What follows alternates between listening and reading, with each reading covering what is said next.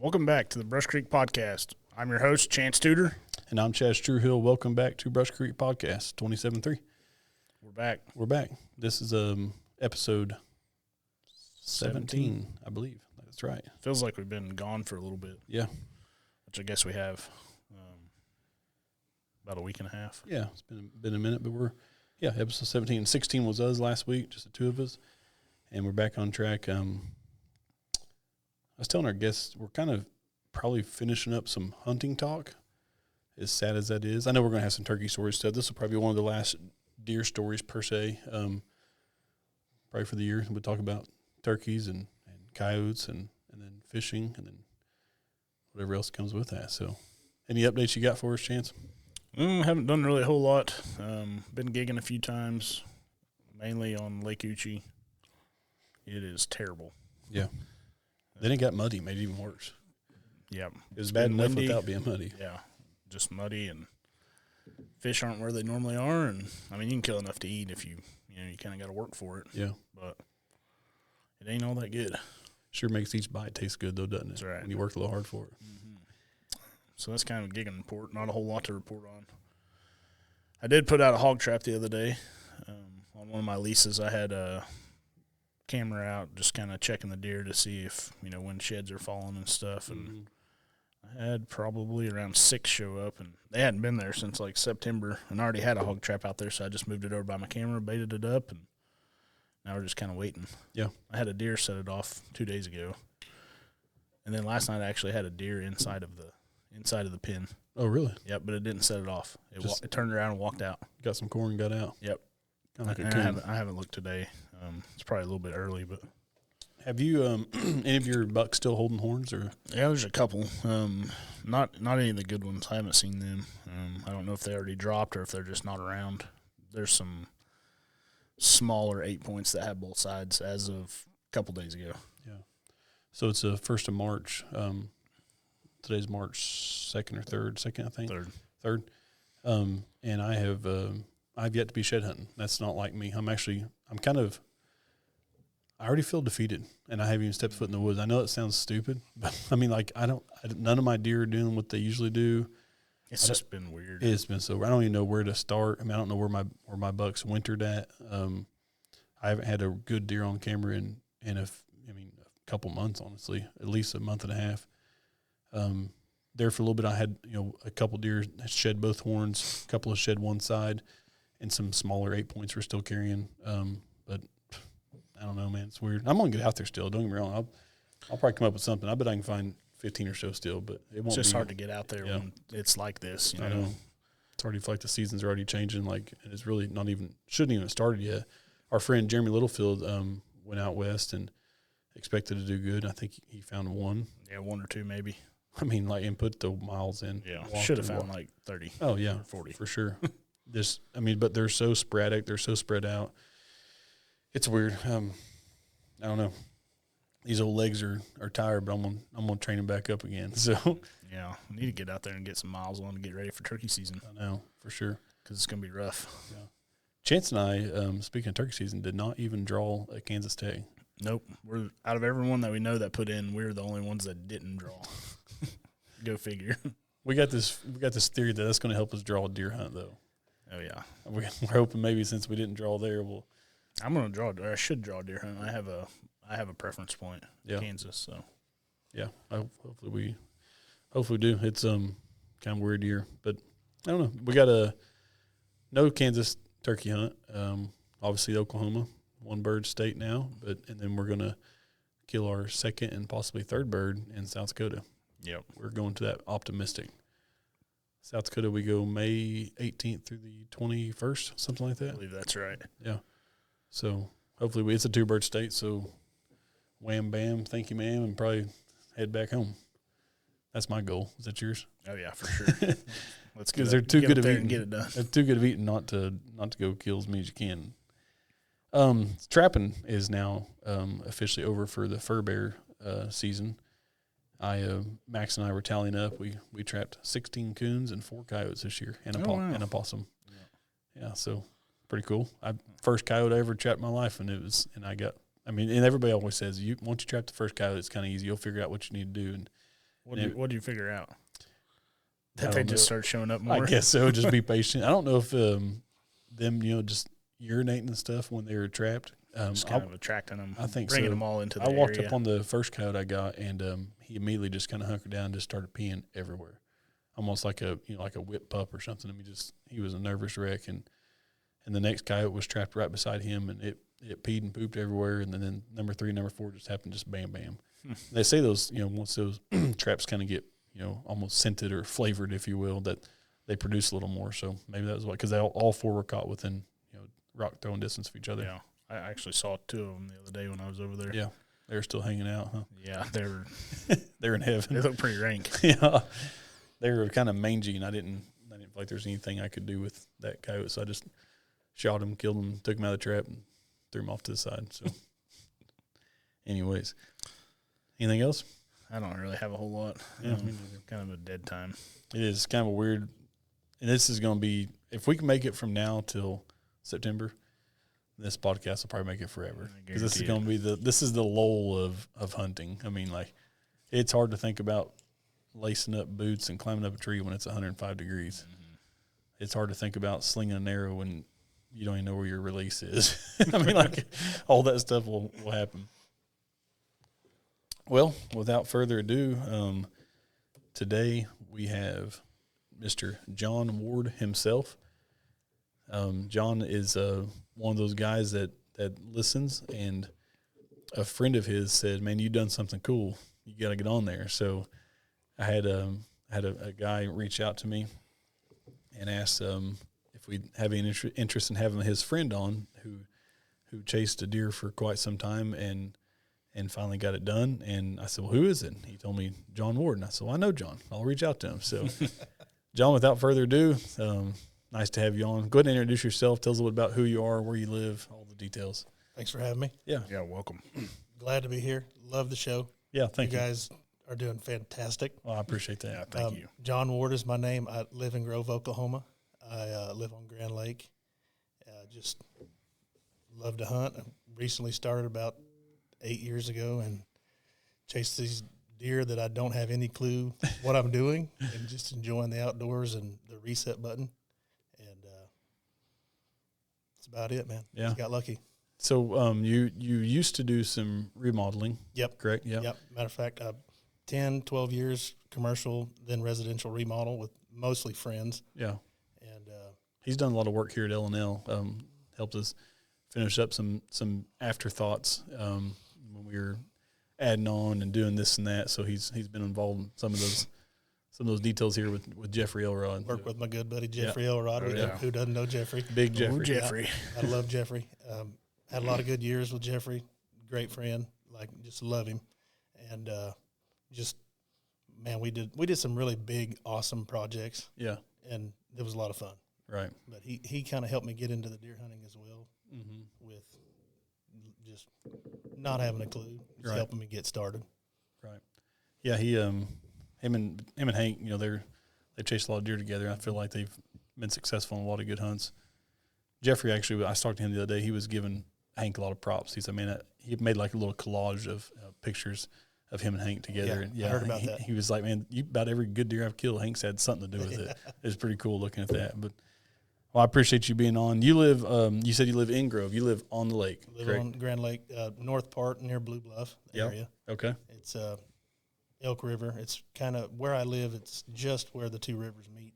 Gotcha. Neosho and the Elk meet.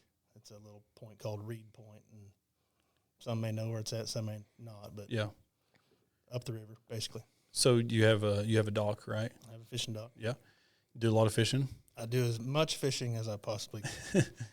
Most of the time, March kicks it off where I get that itch, and I'll watch the temperatures and make sure that a good warm night, will bring those fish close to the bank, and then I'll the normal hour before sunlight or sundown, go down there and try.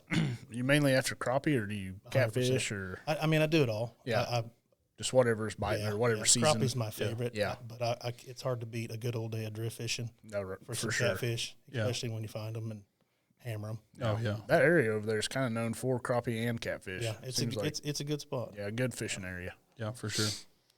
Yeah, my father-in-law fishes in that area quite a bit for catfish, and I think he's quite successful at it. He does. Derek's got it figured out. He's got it figured out for sure. There's a few areas in that area that have good rocks for flathead and, during the heat in the summer, and they'll spawn on them. So it's a good spot. Yeah. Yeah. A lot of bass fishermen too, but whatever. What's your favorite fish to pursue? Is it crappie or Crappie? Yeah. Mainly. They're just delicious. Oh man. And I'm about eating. I don't Yeah. miss Yeah, many for meals. sure. You know. Me too. So it's like you can feed all your friends, your family. You can Yeah. help somebody out. Are you just deep frying? Is that pretty much the way you do it, or do you Mainly. do anything different with them ever? Or? I don't. You ever stray. smoked them on the grill? I have not. Oh man, That's good. Make fish tacos with them, like That sounds good. Yeah. It's Or unreal. sear them on the Blackstone. yeah, I might have to try that. That's good. I'm a Blackstone. I like that. Yeah. I like that. Yeah, I got my wife on it, and she's like, I don't ever want them fried again. She's like, just make tacos out of them. and they're I was so like, clean tasting. okay. I mean, Right. just it's I'll good have to for try sure. that. Yeah, we you can. The worst thing about it, I don't know why, but especially like on a Traeger, you can oversalt them really easy. Oh, very easily. It's It don't like- take a whole lot of seasoning. No. You don't want to do it like you're doing a ribs or something. Right, Just yeah, a you don't- little light sprinkle. It can be it's overbearing. Yeah, so if you're smoking or flat iron crappie, little bit goes a long ways. Remember that. I mean, it can. There's been times that like, man, it looks good because it looks like blackened fish or something. Just doused. Yeah. It's like He's boy, so salty you about can't You eat got a it. butter knife trying to scrape it Right. off, but it's not like, for some reason, it's not like frying. A little bit goes a long ways, but you should try that. I will. It's a good way to just change it up, I mean, Yeah. we keep talking about cooking on here. We need to I actually know. do some kind of cooking show or I've something. been putting it off forever. Yeah. It's probably healthier that way too, right? I'd say That's so. what they say. Yeah. Versus the fried. I don't know if you eat 10 tacos, if that's healthier or not. Like when you go to a Mexican restaurant and you eat 15 or 20 or 30 or 40 chips, and you've probably consumed about 10 or 12 yeah. tortillas, Right. but then you decide you don't want tortillas. You No just gonna- rice. Yeah. Like, no, I'm trying to do better. Like, you worry about eating 2 or 3 tortillas on a meal, but you ate 15 when you were eating chips and salsa. Yeah. But that's the American life, I guess. Or maybe the Mexican life. I'm not really sure. Do you mainly use like jigs to catch crappie, or do you use minnows? Or? I'm old school. I like hair jigs. Okay. I like to. I fished mostly pre-live scope. Yeah. I just loved having Grandpa's theories of Yep. colors and water clarity and all that jazz to put together. But mostly hair jigs, just that way. I don't know. It's just different. But the Bobby Garland's hard to beat. Yeah, Yeah. for sure. It's truly hard to beat. Just the quick change and It's for sure. Yeah. size. And, the wind's the biggest enemy really for me with that. But, because I want to throw like a 32nd ounce or something. Mm-hmm. I got to step it up if the wind's blowing. Yeah. Any certain colors? Any tips you want to give out to anyone? Well, just go for Just one. go, yeah. Go hit the banks. But no, Get your lure wet. get it wet. Hit them in the face with Yeah. it. Yeah. But no, the money milk Mm-hmm. is a go-to, and the any stroller. Grand Lake's a nasty lake. Mm-hmm. It's a toxic lake, but black chartreuse. I don't think you can go wrong anywhere. Any style stroller. I don't think I've stroller. ever used one of them strollers, and I see people buy them all the time.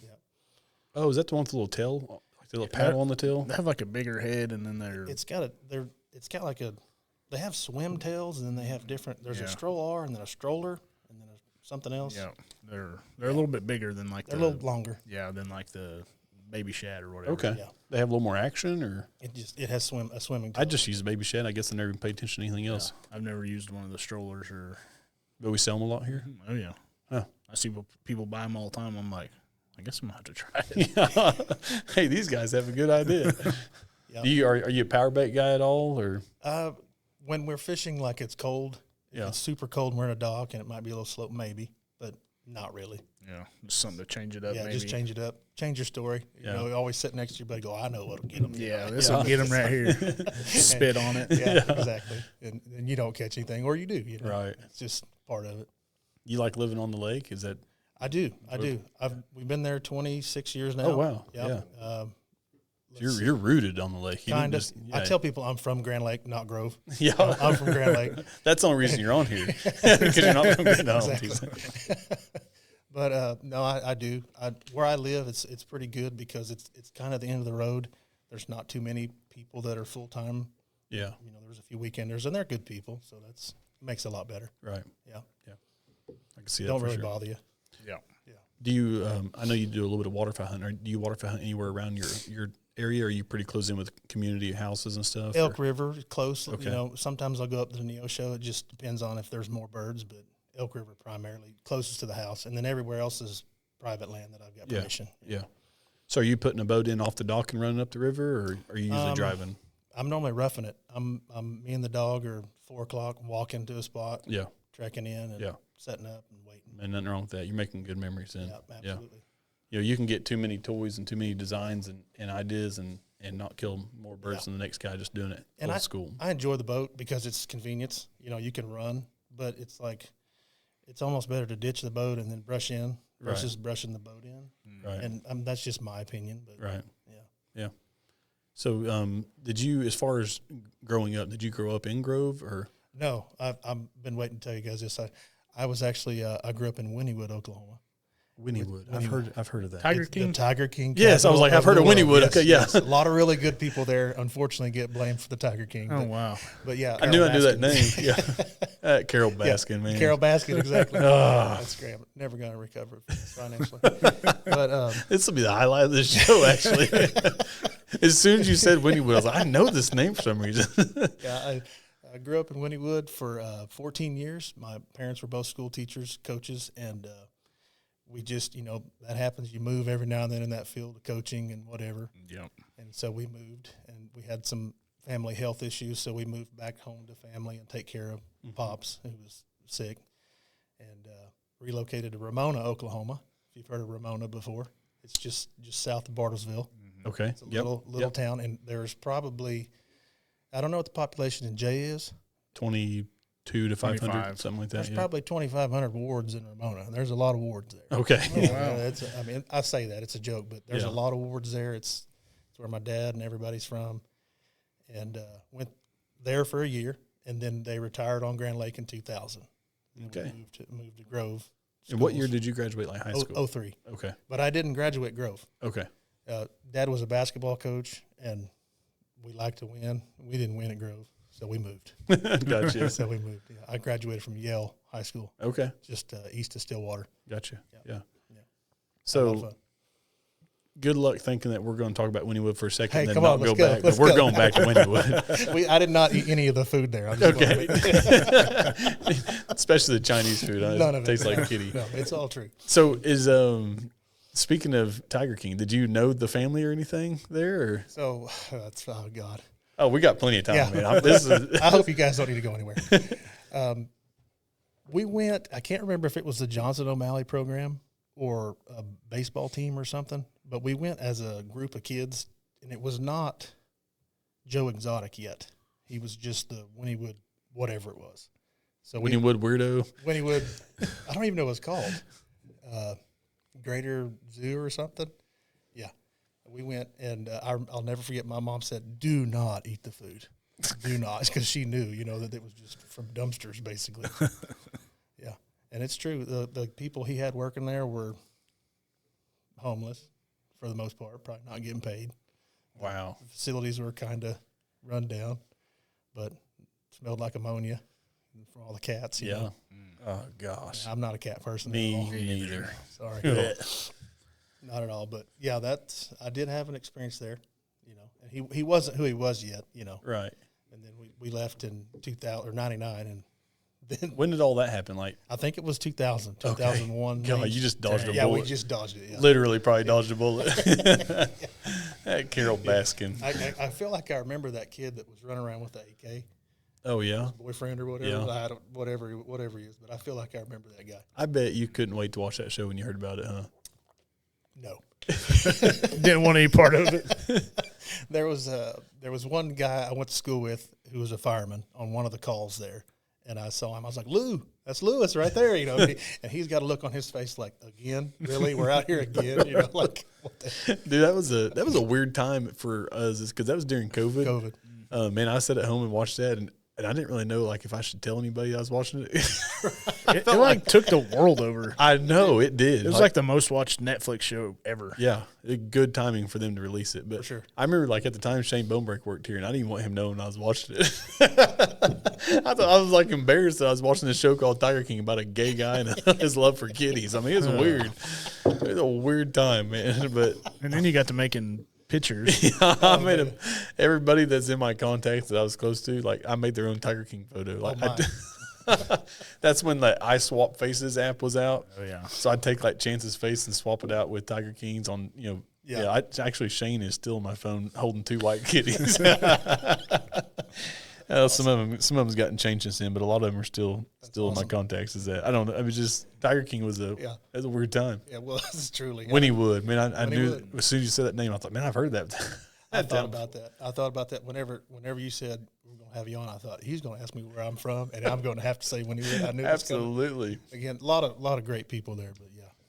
Now was Carol Baskin from there? I don't think so. I think she's Florida. Yeah. That's right. Yeah, that's right. Yeah. That's right. So all seriousness aside, or all jokes aside, all serious now, is Tiger King like actually like his parents from there and stuff? Or I don't know. Okay. I don't think so. I didn't know if they're like a local I don't family. remember. No, I don't think so. I think He just moved there and had a farm or zoo or whatever. Yeah. I want to say, so there's a couple of families that have racehorses there that were very successful in the 80s. And one of them might have sold, and that might have been a portion of it. Had like a bunch of horse runs, and they just welded to it. Okay. Type thing. Gotcha. I don't remember exactly, though. I was pretty young, Yeah. Right. thankfully. Yeah. So you never worked for him? No, heck no. You had to be homeless. Yeah, that's true. That's true. Had all my teeth. I was good. Yeah, you did not fit the script. You could not work here, sir. No. Oh man, that's funny. So you talked about we're talking about crappie fishing. We got off, but have you since then invested in a live scope, or are you still just old school? So I'm cheap, and I'm proud of it. But my friends have it, and I'll wait for the invite. But I'm still pretty much old school. Yeah, like it's spawn or not spawn, or if they're hung up on some rock or some trees, and we find them. That's like in my opinion, I'm gonna BS with you on an old sonar and go, there they are, right there they are. Let's have fun. So yeah. I know some guys, like you talk about dock fishing, some guys were, before they got cool in a boat, they were actually probably, or maybe that's when I learned about them. I think it was like Shane Wakeland had one like in a box. Mobile. Yeah, he'd stick it down in there and show you exactly what's under the dock. Yeah, it was wild, man. My cousin has one, and we did that. We tried that, but it seems like when we would do it, we'd see them, but we'd never get them to bite. Right. Yeah. You catch quite a few when they're spawning. Yeah, it's easier, but for sure. It took me about 12 years. In like 2012, I really upgraded my gear from the reel to the line, and started to recognize that thump. Yeah. And then once I realized what it was, I put the line to the test. Yeah. Like tell you use a 2-pound test or 4-pound or 6 or whatever. I try to break it, and I haven't broke it yet. So I just set the hook like it's a bass, and I've caught way more. Yeah. That's really about the only thing I've ever done different. But yeah, it sure helps having better gear. Once you upgrade and you can feel them. Yep. And if you take a little time and watch the end of your rod, watch your line, and that thump, it's the best thump there ever is. Oh, it is. It's fantastic, and they're delicious. Yeah, and there's some slabs on grain too. Yep. What's the biggest one you ever caught? Oh man, that's a good story. I think the biggest I caught was 326. Oh dang! Wow. And the same day, Luke Englert, good friend of mine, is my fishing buddy. Like we always fish. We're fishing over at Honey Creek and those docks that are right by the bridge, Honey Creek Marina. He cast over to the last boat on the dock and gets hung up. And he's sitting there just, how you just trying to break off basically. And that jig of his is hitting the prop and the boat, and it's going back and forth, tink, tink, tink, and it falls in the water, and he catches a 3, 4, 6, 2 ounces bigger than mine. Oh, my gosh. Yeah. I thought it was a white bass. You know how they'll, like, thump it, and then they'll come at you like you're pulling a brick in? Like it's almost like they're coming in sideways. Yeah. That thing took off. Just took off. And I was like, that's a white bass. There ain't no way. And it was 3, 4, 6. Dang, those are some big. I mean, mine was an accident, and I ate it. Did you get it mounted or anything? No. Yeah. No. Man, I don't know if I've ever even saw a crappie over 3 pounds in person. I want to say we called Sam at the Sports Center, and we missed the record by, 6 ounces or something like that. Golly. Yeah. It's close, but. Was it white crappie or black crappie? Both white. Both white, okay. Both of them white. I don't catch many black crappie. I don't know what it is. If it's just the area or whatever. What's typically bigger? Is a white crappie bigger? I feel like whites get bigger. I think they do too, but Yeah. I mean, I've seen some. That's what I I've figured, caught but- some giant black crappie though too. So Yeah, I figured white would be the answer. That's 'cause for me, it seemed like I've always caught bigger white ones, but I didn't know if maybe black ones get bigger. yeah, I don't really know. I don't either. Wow. You're talking to me a little bit about trapping before we went on. So, was this your first year back at trapping, or just First year ever. first year ever? Yep. My influence to the outdoors, like I told you guys, mom and dad were school teachers. Dad was a coach. We didn't do anything outdoors, ever. We went to baseball games. That was as close as I got. Yeah. And my cousin Matt Allman, he lives over in McDonald County, is my best friend, my cousin for, he and his dad trapped from the time he was 10 to now. And so I always would just hear stories and, I didn't understand any of it. Of course, they didn't really want me around the traps because they knew I get hung up in them, just to keep him away from it. But that was who got me into it. And he's completely consumed by it. Yeah. Just runs 2-3 hours a day driving. Golly. And I want to say he had 40 traps, footholds, and maybe 6 or 7 conibears, something like that. Wow. Yeah. And he got me into it. We got some permission in Oklahoma where I could, put my tag on there and run the traps. And of course, Evan was huge on that because it used to be like $10 for fur bear and then $10 for something, and now it's all included in your licensing. Yeah, they made it pretty handy. Yeah. For sure. Yeah. What's So, did you have a good, successful year? I mean, for your first time? I had luck. Yeah. But we got 3 beavers, and the first 2 were like 48 and 49 pounds, pretty good size. That's pretty good, yeah. And the third one was tiny, but yeah, I'm gonna eat them. Any coyotes? No coyotes. No coyotes? No. Any coons? Nope. Plenty of coons. I think we had 3 that drowned, and then it was 3 and 3 that drowned, and then 2 on land. Yeah. Yeah, so I caught 5. Yeah. And then I only was able to do that for 4 days. That's not bad. Yeah, that's cool. It's pretty good. I wish I had more time. Oh, it's so hard to get out there and do it. It's so time the consuming. main thing is you gotta have time. Yeah. I never even set any traps out. Oh, really? Nope. I bought a couple, and I Yeah. was like, I'm all fired up, and then, I don't know, it seemed like every weekend I had to work or something. Man, I had fun doing it. We one morning before church, we had to go run and check some that were out by our church, and I told the boys, I said, load up, we'll run and check these. So we get there, and I'm sure you saw. I think you saw the video. Yeah. Probably Snapchat. Your youngest? Oh yeah. Oh, that was great. I hand that that little 22, and he just goes down. That was great. He's 5 foot from this trapped coon. I guess I haven't told the story, have I? I don't think I have. I don't think so. I think we've talked about. I videoed it, but I didn't put it on Facebook because I figured we'd probably get deleted or Oh, something. yeah, for sure. Golly. They'd be coming after us. Every time I turn around, we're on the probation period again with Facebook. We're now not being recommended because against their guidelines or whatever. I'm like, They're about making it impossible for No a guy kidding. to do anything. yeah. If they knew the stuff I actually done, Yeah, oh no my kidding. God, I'd be in prison. I mean, the stuff I film on Snapchat and send my buddies shooting coons in the head. But anyways, we get there and I hand my 4-year-old this little pistol and I said, kill that coon. And boy, he gets behind that thing like he's shooting a rifle. I said, I'm thinking, back up a little bit, and shoots over it. And we're 4 foot from this coon. He's shooting 3 foot over its head.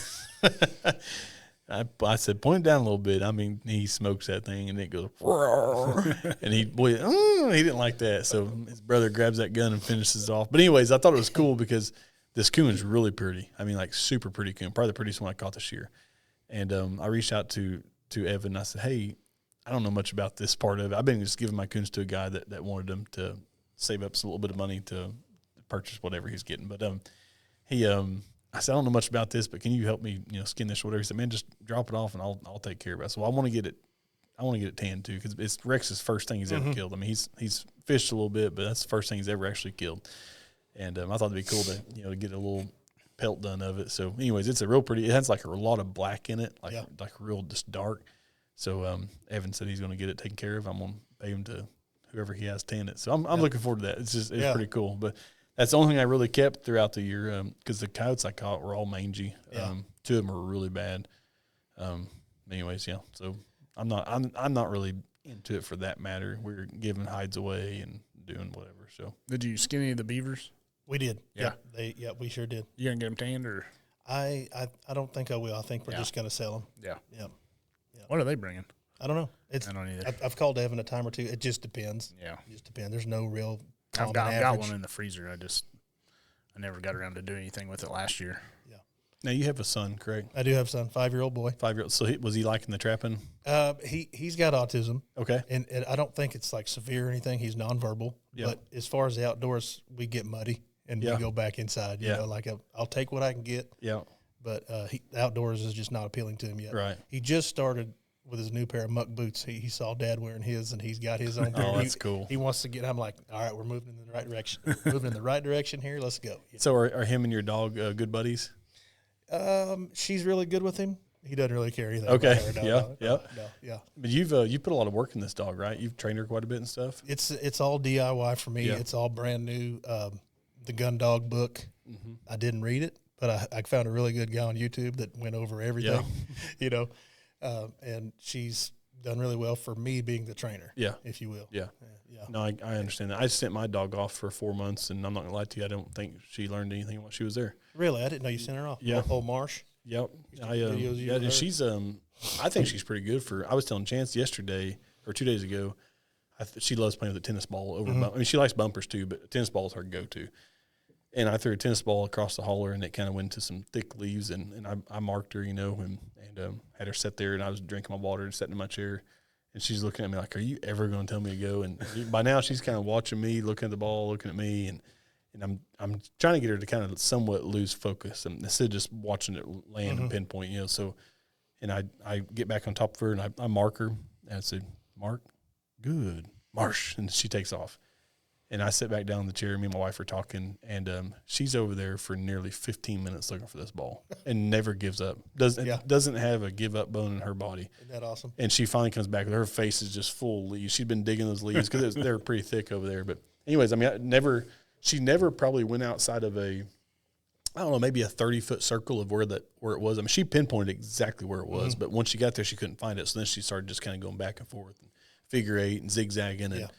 But we just sat and visited, and the kids were on the porch, and man, she never gave up till she came back. But anyways, I had her trained what I thought was pretty decent. I sent her to Retriever 1 school.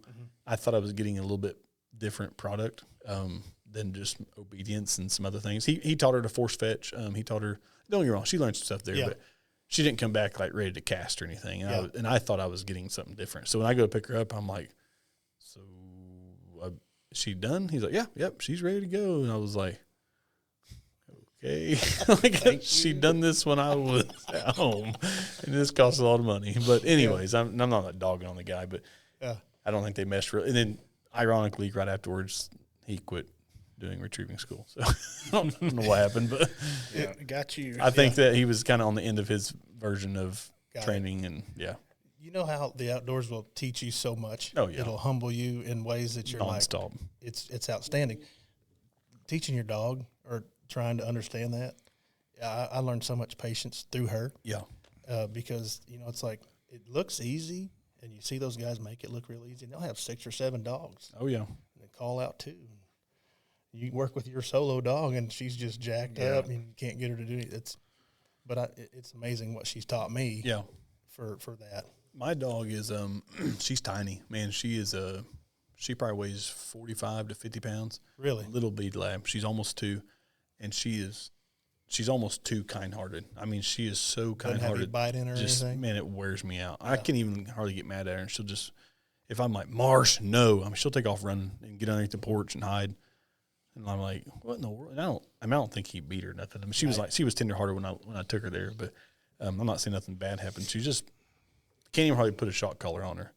If I even vibrate her when she does something wrong, she just feels like she just use a collar. Yeah, I've tried to not use treats or a collar. That's good. And so I don't use a collar anymore because of it. I just do it all just she'd rather just have me just give her a loving when she gets back. Yeah, it's a lot of me yelling in the woods sometimes. Though, too, Yeah. you know, you'll know where I'm at because Yeah. I'm yelling at her if she takes off. But yeah.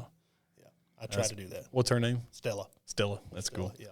Man, the dogs are. She's with me every day. Oh, is she? Yep, she's That's with cool. me every day. She rides in the dumpster truck with me, which I failed to tell everybody I deliver roll off dumpsters. But Yeah. she's with me every day, and that helps tremendously. Is the command, and you said cast. Yep. I never really went over that with her, but one of the first hunts I took her on, she got the first bird we killed. She brought it back. She killed up, and then I sent her on the second, and she got about right dead with it and smelled it, but couldn't see it. And she turned back and looked at me, and I just one time, and she just turned and went right to it. Wow. And so it's like She might just have it. she might have it, but Yeah.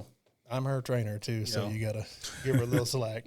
We have a lot of fun. So Oh, it's real rewarding though. I mean, just anytime you see a dog do anything that you taught it it's pretty cool. I know that wasn't me, Right. That was all her, 100%. What's Chief been up to, Chance? Oh, he's all over the place. Gosh, he wears me out. What is he? An Australian Shepherd? Is that what he is? Mini Aussie and Red Heeler. He's a pretty dog. He has a dog named Chief. Chief, that's a great name. Yeah. Great name. He's the shits. He might be laying by the highway by an old German Shepherd. He may be chasing a steer. He may be eating corn at my camera. He just kind of does what he wants over there. Really is, isn't he? Here lately, he's been leaving for like 2 or 3 days, and then he might like come back in the middle of the night and get something to eat and then leave. Like last night he was gone. I come home for lunch today, and he was laying out in the driveway, and I was like, whatever. He's got real pretty eyes, like one blue one and one half Yeah. swirl Yeah. looking. They're cool dogs. Yeah. He's a pretty good dog. He likes to roam around right now. I guess both breeds are pretty cool dogs. Yeah. Oh, Chief, he's something. Do you waterfowl hunt, Chief? Not a whole lot. Mainly if I go with him. Invites? And like this time I went one time. This year I went one time. Yeah, me too. Same Unbelievable. goose hunt. Did you scout much? No. No. I didn't even, I just felt like, I don't know, which I live on the lake. So every time I drive home, sometimes I'll drive the lake road up and back down just to see. And so, yeah, I guess I scouted a little bit. But just, man, it was a weird year. I just had no interest in it. I know it sounds crazy. I was real into this and deer hunting and I don't know. It's not like me. I waterfowl hunted my whole life. You killed your buck this year with a muzzleloader, right? Yeah. And did you miss one after that, or just didn't have? You didn't have. I've just never had anything else worth. That's worth kind hunting. of a bummer. Yeah. I've been And through that, that. honestly, like I'm glad I killed that deer now. At the time, I was like, I don't know if that's the right move or not, but my gosh, I never saw anything else worth even hunting, more or less. And I still went. I went a bunch after that, but nothing was. I don't know. It was weird. Rolling into that next season or whatever, you want to chase, like bird hunting, it sometimes put a damper on that. Yeah. But my job, driving around the lake and everywhere. Oh, you're getting scouted a lot. I for free. Yeah. And while working, I enjoy that. But, where I live, too, they're always rafting out in front of the house. Yeah. And so I'll take the dog out late, and I'll hear whack, whack, whack, whack, and a couple of whistles. And in the morning, daylight, we'll hear them flying to the river. Yeah. And I love that when you hear them flying and you hear them whistling. Mm-hmm. It's like, it's fantastic. Yeah. And those kids that hunt with us, they're like, how do you hear them? I'm like, just listen, quit talking, Yeah. Yeah. You can hear them, but I didn't see them. Yeah, it's a weird year. Have you killed any bands yet? I have not. Yeah, I have not. Hope you're not like me, because it took me, No. oh, goodness. I think I was like year 9 before I killed my first band. Yeah. Year 8 or 9, something like that. I'm okay with not. I know it's cool, but it's like I haven't got one yet, so I'm not Until you stressing. kill one, Right. then you'll want more. Yeah, I want more for sure. But I will tell you a story. I rented a dumpster to a guy, and he had a whole bunch of hunting stuff in it, and out fell a bag of the Ducks Unlimited bands that you buy. Yeah. And I was going on a dove hunt with some friends, and Stella was a year old, and that was the first dove hunt I was going to take her on. And I put those bands around her collar, shined them all up, made them look like they were real. And I got out there, and I said, Stella, sit, place. She sits down next to me, and my old buddy walks by and goes, good Lord, you kill a lot of ducks. That's right, I sure do. That's funny. But, I told him later when we were having a good time, I was like, those are all fake, and I gave him one. He's like, I love it. I've hunted waterfowl for 24 or 5 years, something like that, since I was 12. And I've got 21 bands. That's awesome. I mean, and I'm talking, I've killed a lot of birds. I feel like I should have 500 bands. They're so hard to kill. Yeah. Especially in our area. I've seen them, but never killed them. Right. Yeah. Not a lot of banding sites around here. So. And it was in western Oklahoma when I saw them. Yep. Yep. That makes sense. It was really cool. We just couldn't get close enough to kill it. Yeah. Tried. That definitely happens. Do they ban them in western Oklahoma? Mm-hmm. Yeah. Sooner Lake's one of the probably the more prominent places to ban. The power plant lake? Yeah. That's an awesome lake. Yeah. That area. That's kind of by north of Stillwater. Is that right? Yeah, I want to say it's like Red Rock or something. Probably. Yeah. Yeah. Morrison, Red Rock. Is there there's a pretty predominant tribe there. Oh. Pawnee? Maybe that's what they are. Yeah. It's close. There's like casinos all around there. Yeah, they have those 7 clans. Yeah, casinos. 7 clans. That's right. Yeah. I don't know what that tribe is, but I don't even 7 of them. so roughly. Can we single it down, please? No, there's 7. Roughly 7 of them. So trapping season, you pulled up. You're done with that. Yep, I brought the luck, and then I left pretty quick. Yep, had fun. Yeah, that's fun, though. It is so, fun. So trapping season's over. It is over. The 28th was last. 28th for bear, yeah. Midnight. So what can you still trap? He told us you can still trap Coon, coyote, skunks. Okay, coyote. I don't know if you can. I mean, not skunks. Skunks. I think it's Coon, beaver. coyote, possum, and beaver. That's what it was. It was it 4. possum? I remember it was 4. 4. Okay. Yeah. Okay. Yeah. Coon, coyote, possum, and beaver. Yeah, I think. 'cause I actually had just somebody text me and said, "Do you ever do any coyote trapping?" I was like, "Well, trapping season's over," but I wasn't for sure if that coyote was still on that list. Yeah, I think coyote's all you want, and hogs all year. Hogs. Yep, same thing. They're just a menace to everything. Get rid of them. Yeah.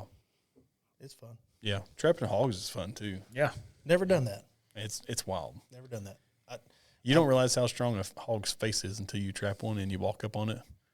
As far as running into the stuff, you think there's no way that's not hurting you. How does that not hurt you? And they'll be bleeding and just keep hitting it. Boom. Yeah. I mean, it's one thing to punch something. It's nothing to run your face through it over and over. And their force, they're like I always say, like a little dozer. I mean, golly, they're wild animals, man. They're destructive. Oh, they are. I keep hoping. Chance made a little video we're going to post. We're kind of waiting to see if he'll get a hog first. We feel successful before we post it. I know. I set the trap all up, made a little video. And I thought, tomorrow morning I'll probably have one. Nope. I just haven't seen anything. Hogs are so they're like very, very unpredictable. Oh, man. You can pattern for about 2 days, and that's about it. Yeah. About the time you get ready to go kill them, it's like, man, we're gone. How many would you say you guys have as far as in your area? Oh, gosh. I know they flux and move pretty good, but how many? Whoops. Well, this year, so a lot of times with hogs, you either have 1 or 2 boars, or maybe a group of 10 to 40. I mean, it's always like that. You either have like a good little, you might have like a 2 or 3 sow group with a bunch of young ones in it that have kids as well. And it'll ample up to 10 to 20 pretty easy. Or they might leave and you just have 1 boar or 2 boars. That's all I had all season was just a couple boars. Me too. Yeah. And I wound up killing, I think, probably 5 or 6, maybe 7 boars throughout the winter. Just 1 here, 2 you there. Did some work. Yeah, and then I never had a big group of hogs this year. I didn't either. And then now he's got some now, correct? Is that what you got? I wouldn't call it a big group. There's like 6 to 10. Yeah. That's a good group. Yeah. Is that technically a sounder, or how many do they have to be in that? I don't know. 10, 15? I don't know. Getting smart when you Too many. There's 7 tribes. Okay? Yeah, 7. You had like a 6 clan right now, don't you? Yeah. Now, my brother-in-law, who lives just across the creek from us, he always has a lot of hogs. Yeah. I mean, there's all the time 30 or 40 on every camera he's got. I mean, it's just That's constant. wild. And we go out there and thermal hunt them down and smoke them. I mean, kill 2 or 3, 4 or 5, 1 or 2, and tomorrow night they'll be everywhere again. Which his place is rather large, so I mean, like when I shoot them at my place, they're not there for quite a while because I don't have very much land. But when he shoots them his, they just go to another camera, and then we go shoot them again. They go to another camera and go shoot them again. They probably think they're leaving the premises like, all right, we got away from that crazy guy. Yeah, I mean they have no ideas. They're just crossing a hall exactly over into the next opening. Yeah, the next camera that's owned by the same guy. So I really enjoy hog hunting as well. I do it a little bit more like deer hunting. Yeah, just for the simple, like you said, they're strong in the face and like all that. They're just dangerous. There's something else. They can tear you up, and you've heard stories about. So I try to get in a tree stand and shoot 1 or 2. Like deer rifle. That's what I enjoy doing. You ever eat them? I have. Yeah. It's okay. Yeah. But I mean, you just gotta be careful, right? Yeah. And cook them. Chance deep fried some a while back. They were good. I think they're good. And I've kind of had some I've been back and forth on eating those things. They kind of gross me out a little bit. But yeah. But you then, don't tell anybody what it is. Yeah, for sure. Chance said he deep fried some right after one night after we cooked some sucker. Of course, they weren't better than those sucker, but they were dang good. Nothing's better than sucker in my opinion, but they were dang good. I thought they were real good. Well, let's switch to that. What do you fry your sucker fish in? Just cornmeal. What do you fry it in? Like as far as oil? I like always save liquid or vegetable shortening. Just vegetable shortening. Mm-hmm. You ever fry them in Crisco? I have before. Yeah. It's probably not my favorite. Yeah. I had an uncle, my uncle Matt's dad. They did that all the time, and I thought it was outstanding. Of course, we'd always eat it in a sandwich. Yeah, sandwich. Yep. Yeah, we'd always have a sandwich. I feel like the vegetable shortening, it gives it like a little bit more of a crunch on the outside, and it will still be soft in the center. Where like vegetable oil, it's just crunchy all the way through. It's hard to regulate or something. No, I agree with that. I usually use vegetable oil because it's easier. Chance has a really good system. He uses the shortening and freezes it. Oh, really? Or you can get it out of the can and it's not messy. Yeah, you split the sides on it and the whole thing comes right out. I like that. So yeah, he just cuts around, takes the lid off, cuts around the bottom, splits the side, and just rolls it out there. I mean, it comes right out. There's no residue even left in the. Now, to an old timer that collects those jars, they probably just make them sick watching them do it. Oh yeah, for sure. But a lot of times you're having to like scoop all that out of there and hit it. It's getting everywhere, all over your hands, and well, he freezes them. So when he's going to leave his house, of course, this is when I say he's got a system. You got to think ahead. Like I'm going gigging tonight, so I got to run to the store. I don't have time to go home and freeze it, but he's always got them frozen and throws them in the ice chest. And when we get back from killing fish or whatever, he's prepared. This guy's got it figured out, man. And another thing that I like to use is Sam's has like 5-gallon jugs of it's called liquid shortening. Yeah, and it's pretty similar, but it's not the same. Yeah, but it's cheap, so I'll buy it every now and then. You can get a big jug of it for like $30. Make it go a little longer. Yeah, I like that too. Yeah, that Sam's. I'll use that a lot during the summer. Gotcha. Or spring, summer. Trip, make it go longer. Yeah, yeah. Smart. So I'm a fan of this new cooker I just recently purchased. It's a Louisiana Classic. Is that what they call it? Bayou Classic. Yeah. I think. Bayou Classic deep fryer. I mean, it's got the whole kit and caboodles all together. The double? Yeah. Yeah. Dude, it's – yeah. Of course, you got to buy 5 gallons of grease and fill it up. But I was on a fishing trip with a guy, and he strolls this thing out, and it looks like he's had this thing for 50 years. I mean, it's – Those are the best. Oh, yeah, for sure. It's like seasoned looking. You bet. And he goes to turn those on, and I said, you need some grease? He goes, oh, it's already in there. And I'd never been around one, so I'm kind of looking over him like, open that lid, and I was like, so do you just keep grease in it? He's like, yeah. I just, when it gets old, I'll throw it out. I said, how many is that hold? He's like, 5 gallons. I'm like, God, that's expensive. I'm thinking, because at home, we're constantly going through grease. Every time we get a cast iron pot out, you got to put new grease in it. And I'm like, man, that gets expensive, I bet. So how long does your grease last? I don't know, man. I've never really timed it. I'm like, roughly. He's like, well, it's May. I put that in there probably last February. And I was like, what? Man, my brain was not even braining. I've been around cooking fish a lot. I mean, not near as much a chance, but a bunch compared to most people. And I was like, okay, hang on just a second. I said, use like peanut or canola or something. Like, I'm thinking this got to be some high heat. Yeah. And he's like, I don't know. I just use whatever Sam's Club's got, like all-purpose vegetable or something, whatever it's called. And I was like, so you just not, and I'm questioning. He's probably like, dude, shut up. Just the cooker shut Yeah, up. exactly what he's probably thinking. I said, do you just not cook fish very much? He's like, I don't know, probably 2 or 3 times a week. And I'm just like, hang on. He's like, I know what you're thinking. He's like, you dumb okies. This is what he said. He's like, you guys get your cast iron pots out and use cornmeal. And he's like, you're doing it all wrong up there. He's like, I'm gonna teach you how to cook fish down here. And I'm kind of getting offended. I know he's joking, but I'm like, listen, buddy, we cooked a lot of fish up where I'm at. And we're in Louisiana, though. I mean, he definitely probably knows how to cook fish compared to us. So he said, no, I use this right here, and he's all that bad. He filters down to the bottom, clean it out every now and then.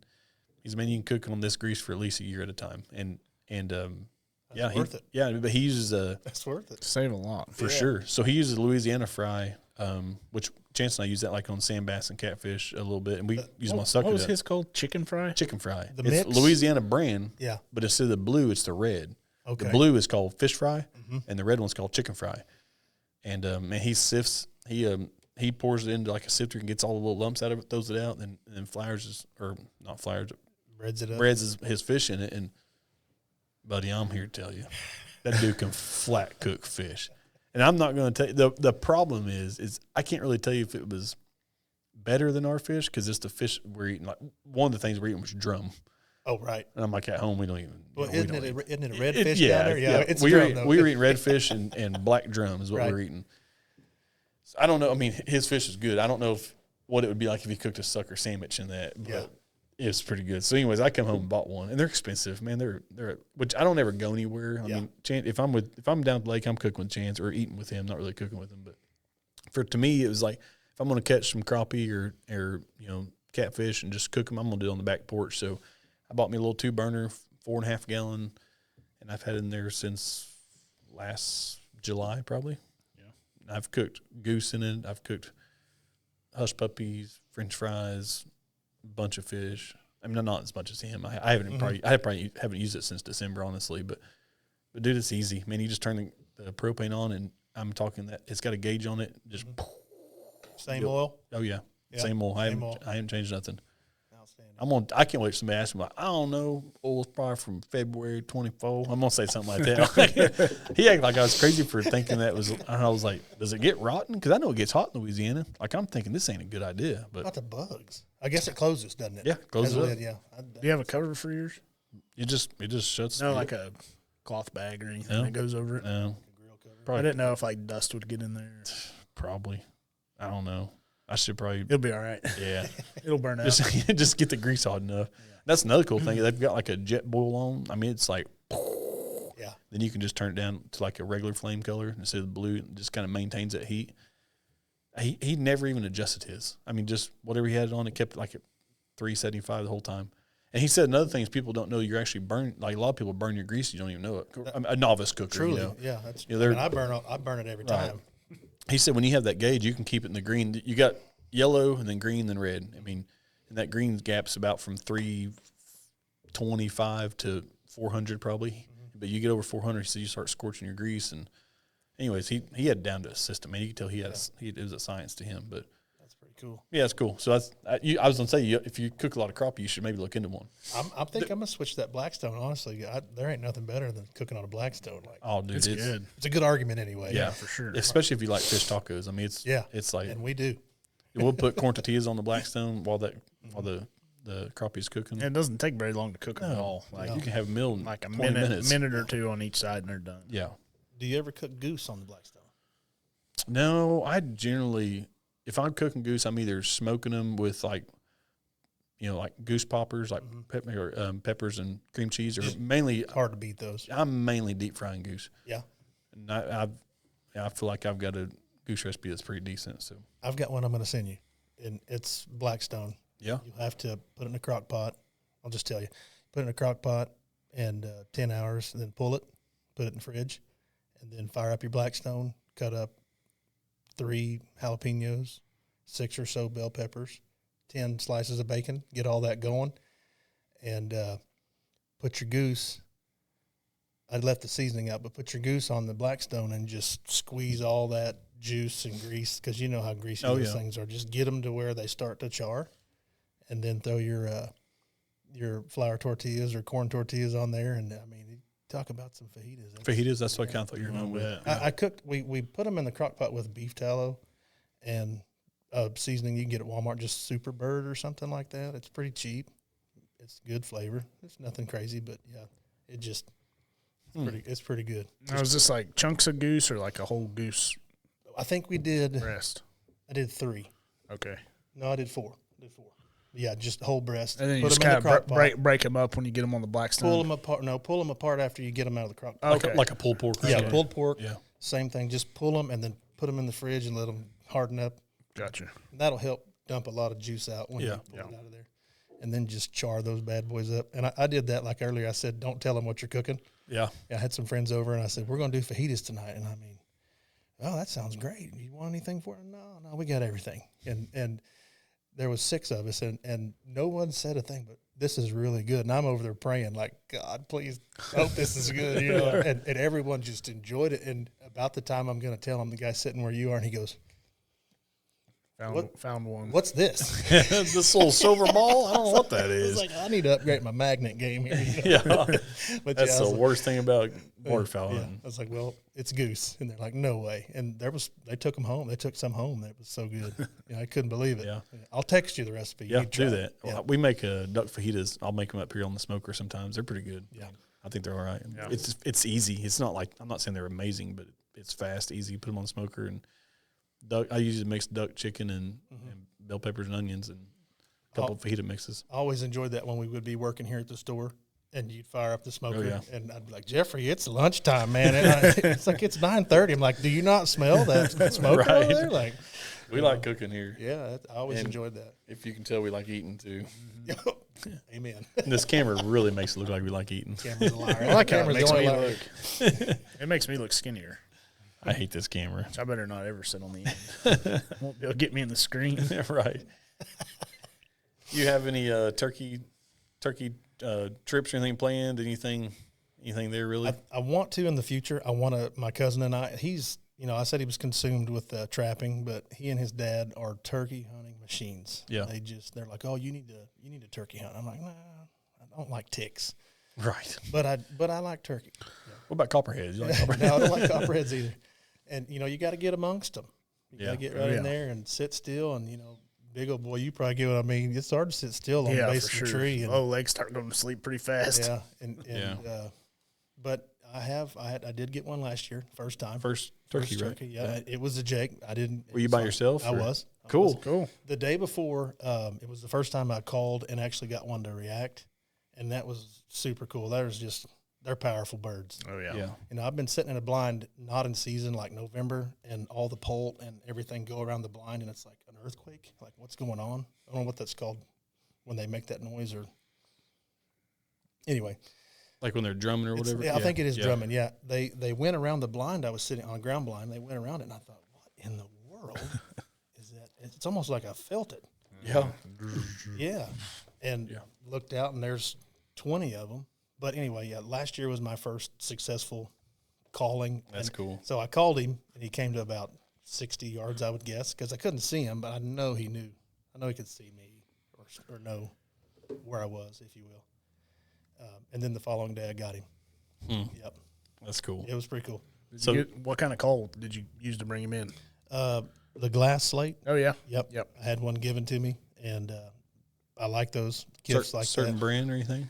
Oh, shoot. I don't recall. Yeah. I do not. I was about to say Little George. That's a bait for fishing. Yeah.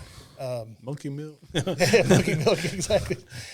No, I don't recall what it was. Yeah. I wish I could remember, but it was a hand-me-down. Good for me. Are you a slate guy, Chance? I carry one, but I'm not really good with them.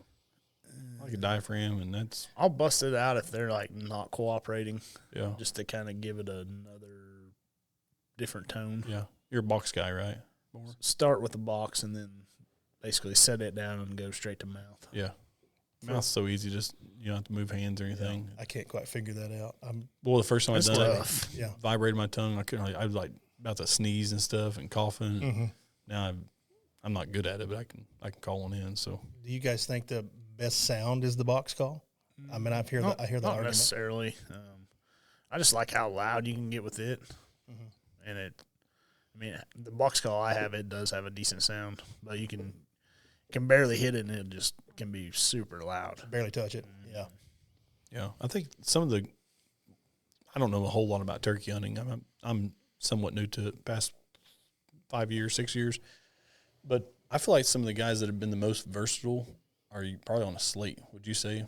I just feel like there's a lot more technique to it. Definitely a lot of noises can come out of it. Of course, you have a box call that are good, loud, crisp, but they can only do so much. And you got diaphragms that most guys can't do so much on. They can just kind of maybe purr and cluck, and that's about it. But I feel like guys that really can figure out a slate probably. Yeah, you can drag it. You can. Yeah. I think they're probably. I'm not very good on a slate, but I feel like those are probably the most versatile if a guy can really figure one out. and be, you'll see those guys move to the side of the box and purr over here and cluck right here and drag here. Different scratches on them. Yeah, absolutely. Yeah, so I don't know. I don't know a whole lot about him. He knows way more about turkey calling than I do. But I like to hit that call and then turkeys come running. That's the easiest. I don't want to have to have my hands. It's hard to shoot the gun while you're holding. Yeah, no kidding. It's the only negative. It's thing. fun when it happens quick and fast. And I like to sit down, give it that old call, and then you see that old red head coming fast. Yeah, it don't always happen like that, but ever. Right. So you have to wait them out, basically. Is that most of your experience? Yeah, a lot of times. I feel like if you have a shot gobble, and if it don't happen within the next 15 or 20 minutes, I just feel like it's about over. Yeah, I'm relocating. I'm just like, I don't know. When it gets kind of past that, you start kind of wondering like, where's that bird at? You just kind of keep jacking with them and jacking with them. And yeah, like, are you ever going to come? By then, I think they just know. Like, well, my uncle that I name dropping, his name's Kirk Ullman. He's a turkey freak. He used to always drop lines on me that I'd had no idea in my youth what he was saying.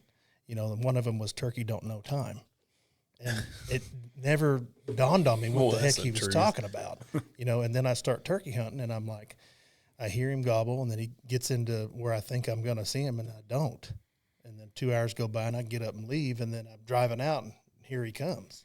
Yeah. And, not only that, but they're unreal how they can pinpoint us. Oh, yeah. What is it? Is it a mile? They know exactly where you're at. Is it a mile? They can pinpoint I you? wouldn't surprise me at all. They can put us within 5 feet of where we make that call, which is crazy. Unreal. Dude, they're so smart. Applying that with the timing, it's just a waiting game. And I'm an amateur too, but I just, I put all my trust in what he told me, which I didn't know at the time, but it's true. That one last year, I just waited on him. I always say if a turkey could smell, he'd probably be impossible. Oh, guarantee it. Yeah. It's just, I don't know how much harder an animal can be. And their brain, my gosh, their brain can only be that big. How could that thing be so smart? Right. I understand. I've done a little research on their eyeballs, and I've kind of lost the information, but their eyes are unreal. I see like 310 degrees. Yeah, 310 degrees. I mean, I think that's exactly what it was, Chance. They're just unreal, dude. And how I don't know.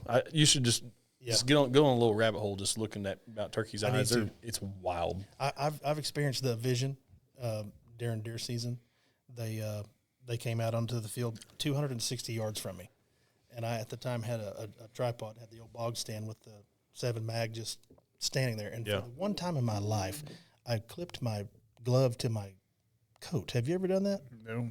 It's there. I know though, what right? you're talking about, I never have ever done that, but I did it that day. And I put my hand up on that stand, and the wind just blew a little bit, and that glove just swayed, and that old turkey was 260, and he saw me and made a couple. Sorry, and they were gone. 260, just like. Jeez, that's when I learned they. Yeah, they can see for sure.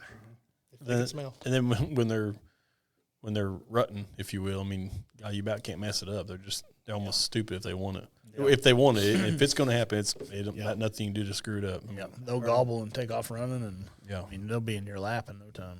I've heard blow their head off. I've heard Uncle say that too. He wanted to die today. Yeah, He wanted to die. That's all there was. That's for sure. That women mean too much to him sometimes. Women get a man in trouble. In every species. Your uncle ever say that? Yeah, he did. Women can get a man in trouble. My wife listens to all these podcasts. She's probably thinking, yeah, I sure can. They know it. So, John, the main reason that you were put in front of me as far as – because I mean, John and I are friends. I snap him. Mm-hmm. We snap all the time and, see each other on, here and there. But I didn't even know about this deer, which you said you just didn't tell many people about it. Most people don't. But Josh Ryan private with it. Right. Josh Ryan reached out, and he's like, dude, I got a friend, which I said that the first episode, yada, yada, yada, yada. I'm telling you, man, this his story's cool. I was like, who is it? He says John Ward. Like I said earlier, I know him. I'll reach out to him. So we always say do something cool. And that was Josh's joke. He's like, he's done something cool, man. He needs to be on there. And I'm like, all right. Which Josh has done a lot of cool things, but he's a pretty good hunter. He must not want to be on here because he's killed some good ones. Yeah. It's I kind of learned that private part from him, and 100%. I like that part of it. It's more special. I mean, it's good to talk about. You do it for you. But it's for it's for me. Yeah, it's not for the world or for There's a lot of us that do it. Yeah. And there's a lot of us that kill hammers every year that are better than, but they don't, nobody knows. until you go in their house. Yeah, go in their house and there's 20 of them hanging up. Like, Exactly. my gosh, I didn't even know you deer hunted. Yeah. Exactly. Yeah. So this deer, he has. If you're a viewer tonight or today, listening or watching, you'll see it behind Chance. It's a tank. It is a tank.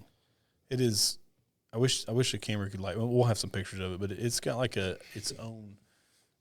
I don't know how to describe what that like a dagger coming out of the front of the right side base. So you have just a regular 8-point.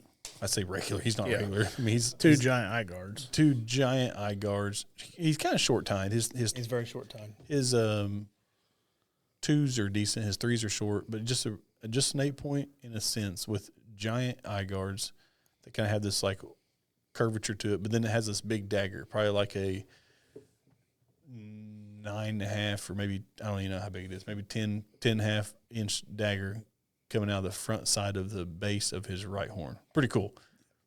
And I guess, and I don't even know the story. He hadn't told me yet because we always like to kind of hear it here first. He has a piece of his jawbone here in one of his sheds that he didn't even know was a shed until it was all foretold. So, anyway, it's actually, did you tell me that's the only shed you've ever found? This is the one and only shed I have ever found. And it happens to be off the deer you hunted for a long time. Yeah, I'm not, hats off to you guys at shed hunting. You're in the outdoors, right? It's a win. Mm-hmm. But I have never done it. Yeah. I don't know what I'm doing when that's going on. It's not a very rewarding sport. No, I'll just be honest with you. It's hard. I think it's nice to know what's there. Yeah. But, I just don't do it. Yeah. Well, I'm going to give you the mic. Okay. And I want you to walk us through. I mean, obviously, Josh Ryan's killed a lot of good deer, and I'm sure he has a lot of hunting stories of his own, but he thinks yours is cool. And we're here to hear it. So I know why he says that, because he basically, I work with him now. Yeah. And he's lived 3 years of this with me. And, before I went to work with Jeffrey doing his thing, I worked with Josh prior to Jeffrey when he started his own business doing the construction. Mm-hmm. So he's who actually kind of got me started. And at the time, Cherokee Nation had given all their citizens a tag. Do you remember that? Yeah, yeah. And, I purchased a fishing license every year, no problem. That's perfect. That's what I love to do. But, I get a free tag. I'd be silly not to try, right? Right. And I have a family farm that I have access on in western Oklahoma, which is another, western Oklahoma, you got a pretty good chance at a good deer. And I had no clue what I was doing. Josh loaned me a 308, went out there, set, and the first time I went, I didn't have a clue what I was doing. Just went, and I had been with my cousin before, and as far as he had all the stands and everything, location, I didn't have a clue. And so I just drove right out in the middle of that property, right through it, no big deal, got out and walked down to a tree, stood by it, and just watched. And, I took my nephew with me at the time. He was 15. I called him a couple weeks before I went, and I said, get your hunter safety so you can go, because I knew I was age exempt. And I was like, in order for you to go with me, you got to have it. So he did. He got it. And we went out there, and we got bored. It was like 9:30, prime time, when you might see one. And he said, let's go get some breakfast. I'm like, all right, let's go. So we left. We drove right back out through the pasture, through the field. We drive in where they're all at. And we go eat breakfast. We get some fishing poles. We go back. We fish this pond and just having a good old time, not a care in the world, just making memories, and fish for about 2 hours. And he goes, oh, look, deer, and it's just running across the field. And I said, well, get back. And I grabbed that gun. I went over there, and I was like, should I shoot? And about that time I thought and said that sucker stopped. I have no idea how far, nothing. I'm just really setting a good example for my nephews what I was doing. And I shot. I missed terribly.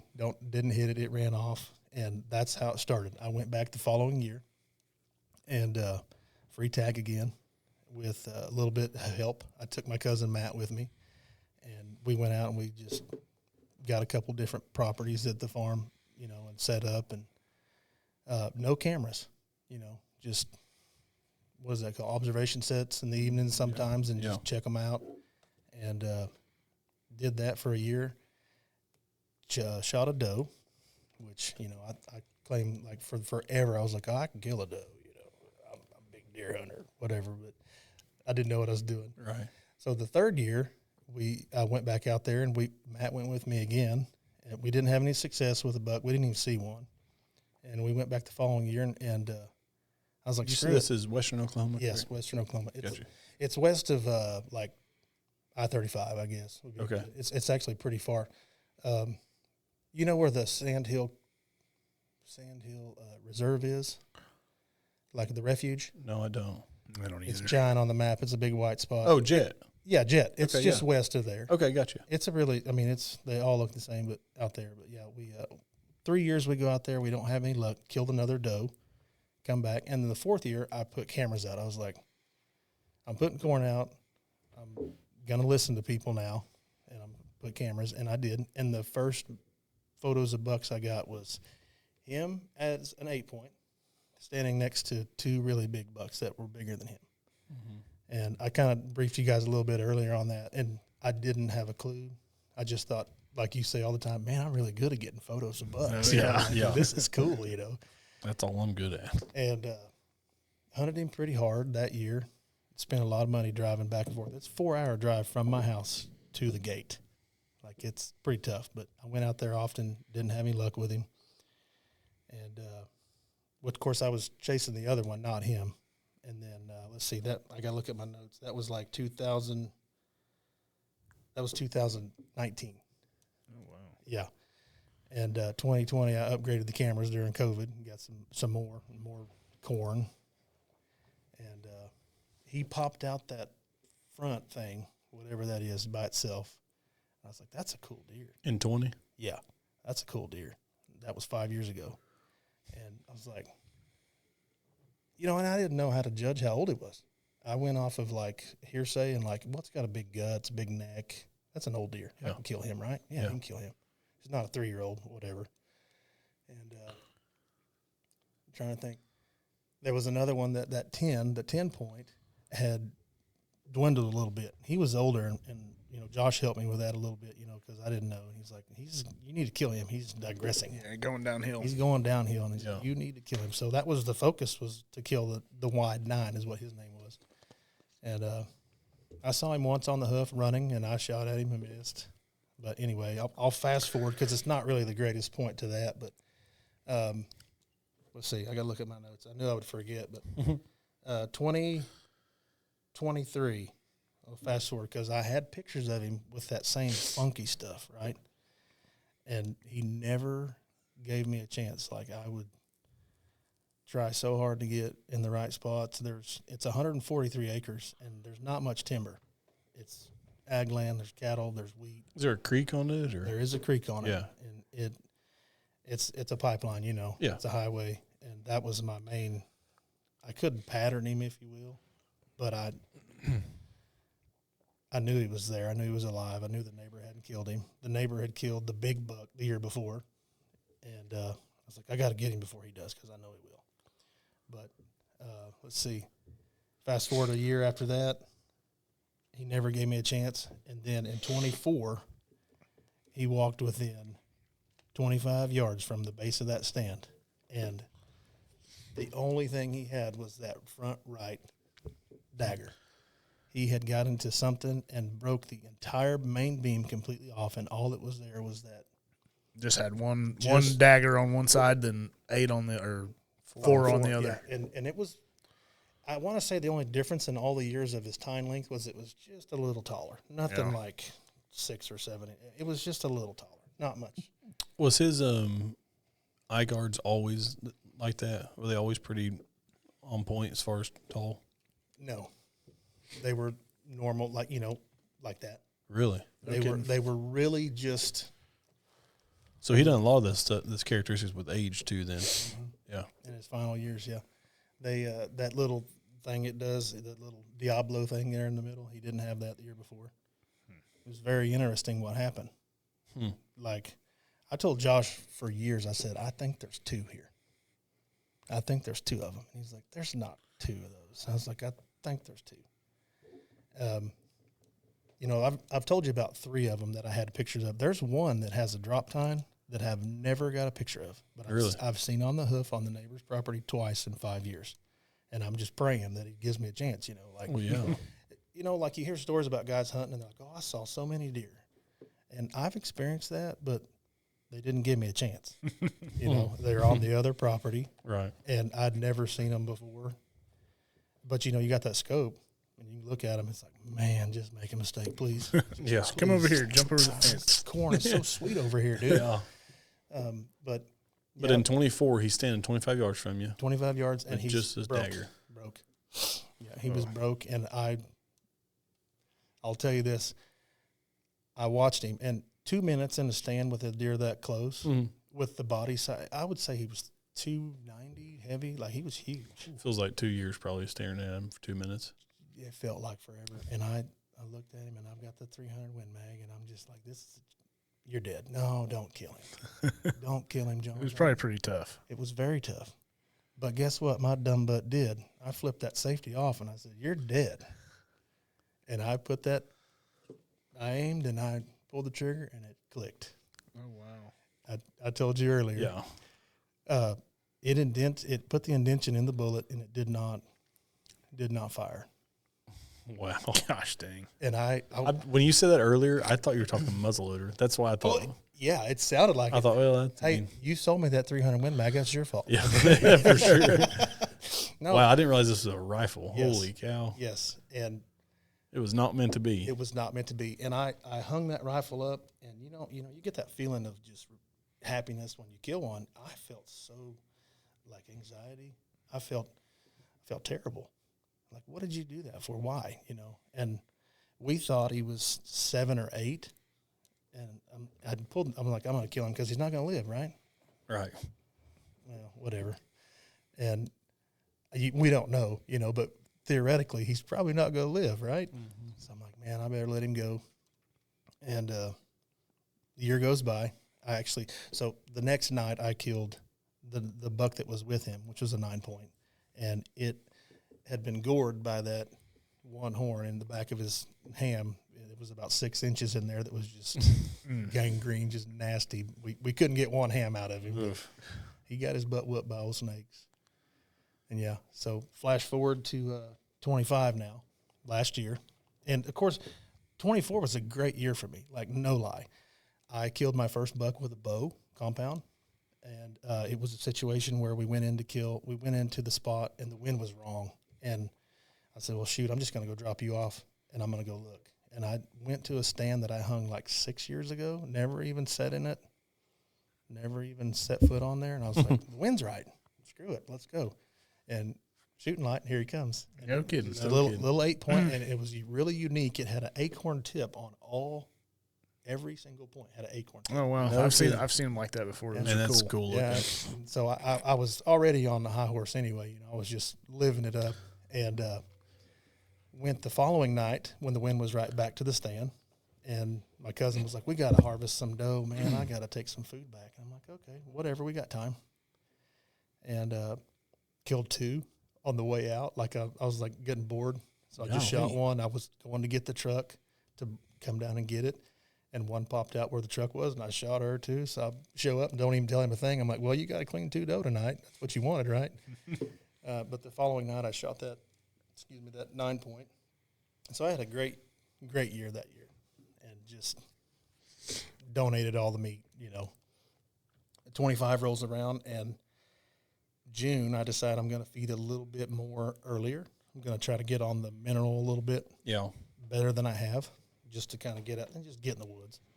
So I go out there and I change my cameras. And Laramie said it on his podcast where he believes that corn on the ground is where it's at, and a feeder is, going to hurt you.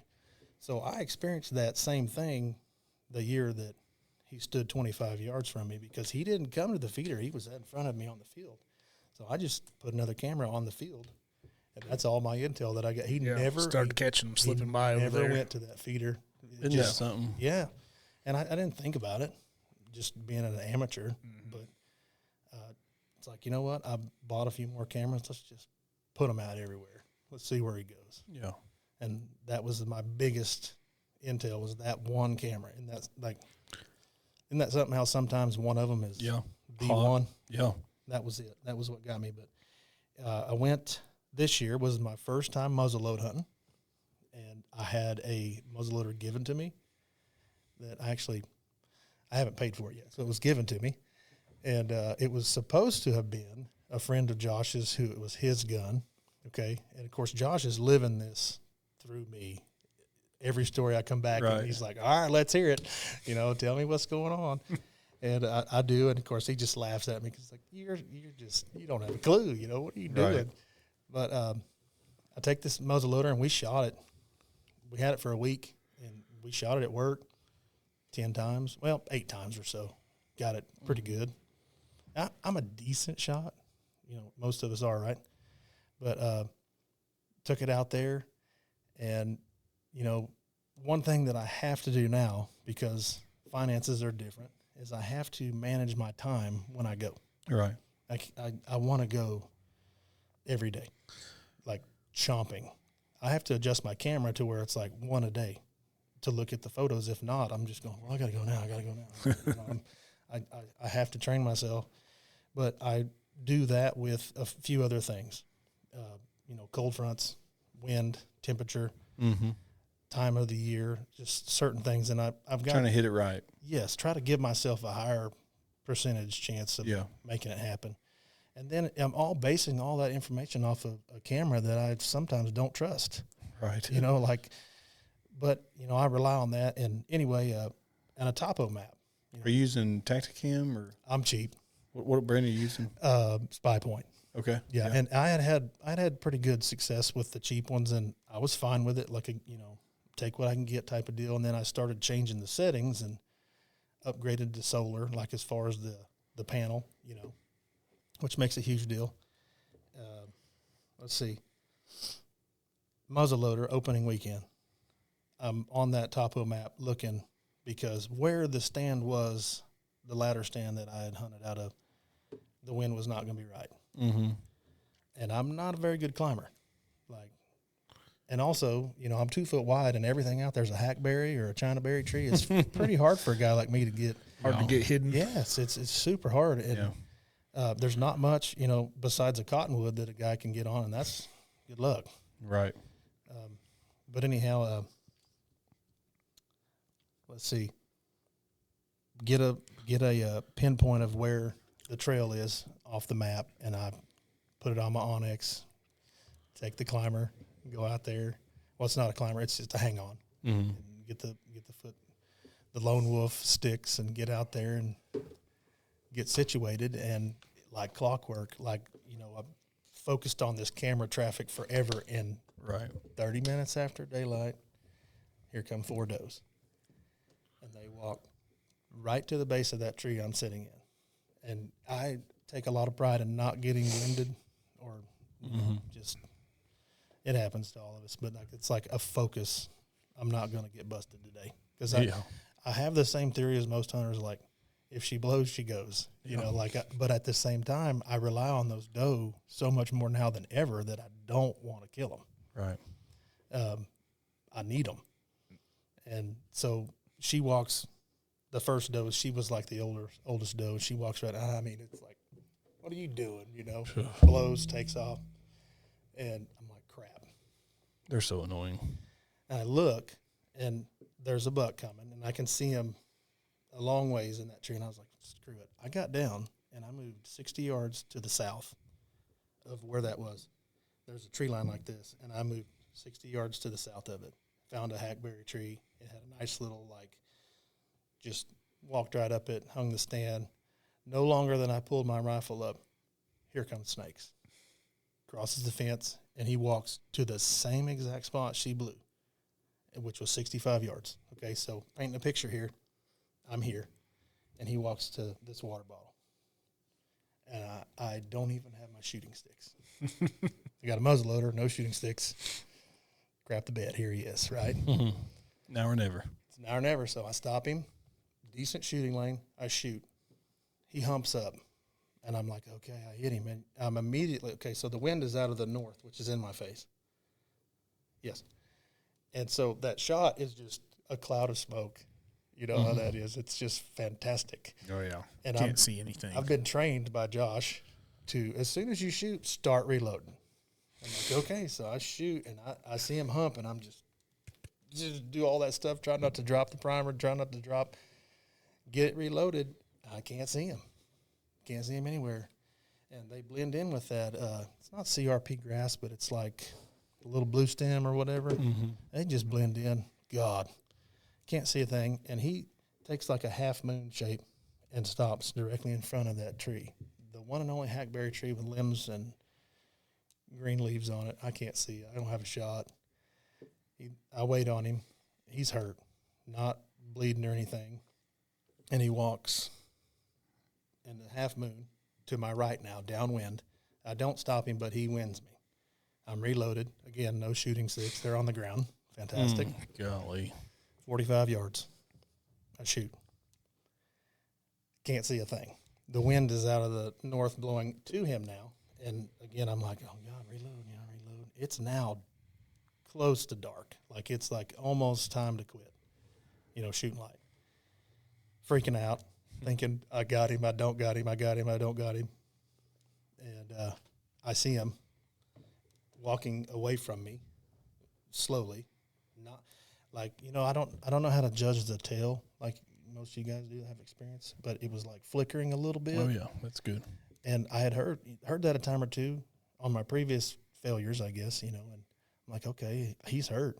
Well, the one place he's walking to on that property is a small patch of timber. Perfect. Yes. And I'm like, oh, God. Okay, so I get down, and in reference to where I was sitting, he's walking this way, and the fence is this way, which to the east. He's walking southeast, kind of catty-cornered. Right. I go straight east to that fence because I want to see, while I can, if he's going into it and not coming out of it. But I didn't want to pursue him because I had a muzzleloader that may or may not shoot straight. Right. 3 shots now. Third shot, yeah. Yeah, and I'm like, is this going to explode? But I'm sending it. The snakes. But I walk up there. It's dark, and I'm, like, just freaking out because I want to do the right thing always with hunting, whether it's an ethical shot. I know that I'm not perfect, and I know didn't have my shooting sticks. That's my fault. Right. But I also don't want to bump him. So I sit by that fence, and I'm just like, crap. Make a phone call my buddy Josh. He's like, go home, sleep, get up in the morning, and just go find your deer. Yeah. Okay? Words of wisdom. Yes. And, I knew that, but I didn't feel that. You got to hear it sometimes. Yes. Yeah, definitely got to hear it. Someone's got to tell you. Yep. So get in the car, go to the house, jacked up. Boy, we're going to get snakes in the morning. Hopefully. I'm still not counting my chickens, but I'm jacked up. Show up next morning. Nothing. No blood. No, which, muzzleloader's a little, and this is an older CVA Wolf. Yeah. It's a good 50 caliber, but I don't know how old it is. I don't know anything about it. Just it was free. My fault, right? And nothing. Go look, no lay down, no, like, nothing. Oh, brother. And so I'm, crap. I got to go home today, right? I got to go home. I can't stay Monday. I got to go home. I have to. And there was an old oil well site in between that patch of timber and the pond that I first hunted 8 years prior. There's an old oil well that is just flat, and there's a giant mound in the middle of that flat. And I'm like, maybe he's laying dead in some of this grass. I'm just going to go to this mountaintop here and look, dirt mound. And when I get to the top of that mountain, I look across to the neighbor's property on the east, and there he is, on the hoof, standing, looking at me without a care in the world with 3 doe. And so I video it, and I send it to Josh, and I'm like, well, he lives. Don't know what happened, right? Just, I'm in my mind, I'm going, I missed that bad. Like, I missed that bad. I did. It's painful, right? Mm. Go back the following weekend with a different muzzleloader. That was because Josh called the friend that gave me the muzzleloader. He's like, you cost us the biggest deer. I mean, he's just having fun with it, giving him a hard time. He's like, oh, man, I thought that was good. I thought he could, didn't you say you shot it? Yeah, we shot it. But so we go back the next week, don't see a thing. Fast forward now to rifle season. And I got to get my notes out on this because this is where it gets crazier than it possibly could get. Oh, my gosh. Okay? This is where it gets crazy. So gun season starts November 22nd this last year, ends December 7th. My birthday's December 4th. It's my wish to go hunting on my birthday. My wife asked me what I want. I want to go hunting. Right. So I go out November 26th and said it a little bit earlier how some guys see deer. I saw 50 deer that day. No kidding. Dang.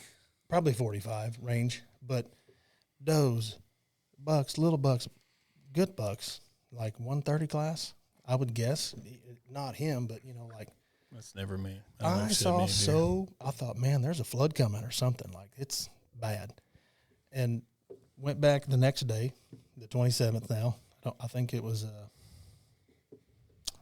a Thursday. Could be wrong. But went back the next day, didn't see a thing. Not one thing. You know, all those deer the day before. That's weird. 40-plus deer, yeah. And, you know, I was telling my sister and my brother-in-law, I was like, that's the most I've ever seen anywhere out here. Like, that's crazy. It was fantastic. And the next day, I didn't see anything but 3 coyotes. That was it. And I killed all 3 of them. No kidding. Killed all 3 of them, yeah. It was pretty fun. I shot good day. Shot the first one. It you know, it was kind of a bad shot. And the second one attacked it. Well, he come to attack it. I shot him. And the third one popped up. And I shot him. And he rolled down into all of them. And all 3 went into the creek. And I was like, well, that was pretty good. Heck yeah. And so that was a good day. Yeah. Now we're November 28th. Okay, the day after the 3 coyotes. And I go in that morning. On the creek side, there is an electric fence, 1 strand, that keeps those beautiful bovine out of it. Yeah. They're outstanding cattle. Get a lot of pictures of cattle and a few pictures of deer. But this particular morning, his bull is behind that fence. And he is right where I want to be. So I'm just optimistic. I'm like, screw it. I'm going to go in there and sit in that stand, see what happens, you know. And that bull hung out by me for like 7 hours. He just, and I haven't said it yet, but I'm the type of guy that when I go, I'm outside the box 100%. If the wind's right, I will sit all day long. Yeah. It's me looking at it like, I don't get to do this every day. That's what you're there to do. Yes, and I'm going to take full advantage of it because there have been times where it's like 2 p.m., I'll see a really nice buck. He's not in range or he's on the neighbors, but it's like that's not normal. Right. Yeah. That's not normal. And so I'm all day sitting. Call me crazy, that's fine. I'd hit the spiritual reset button and talk to God a lot. Yeah.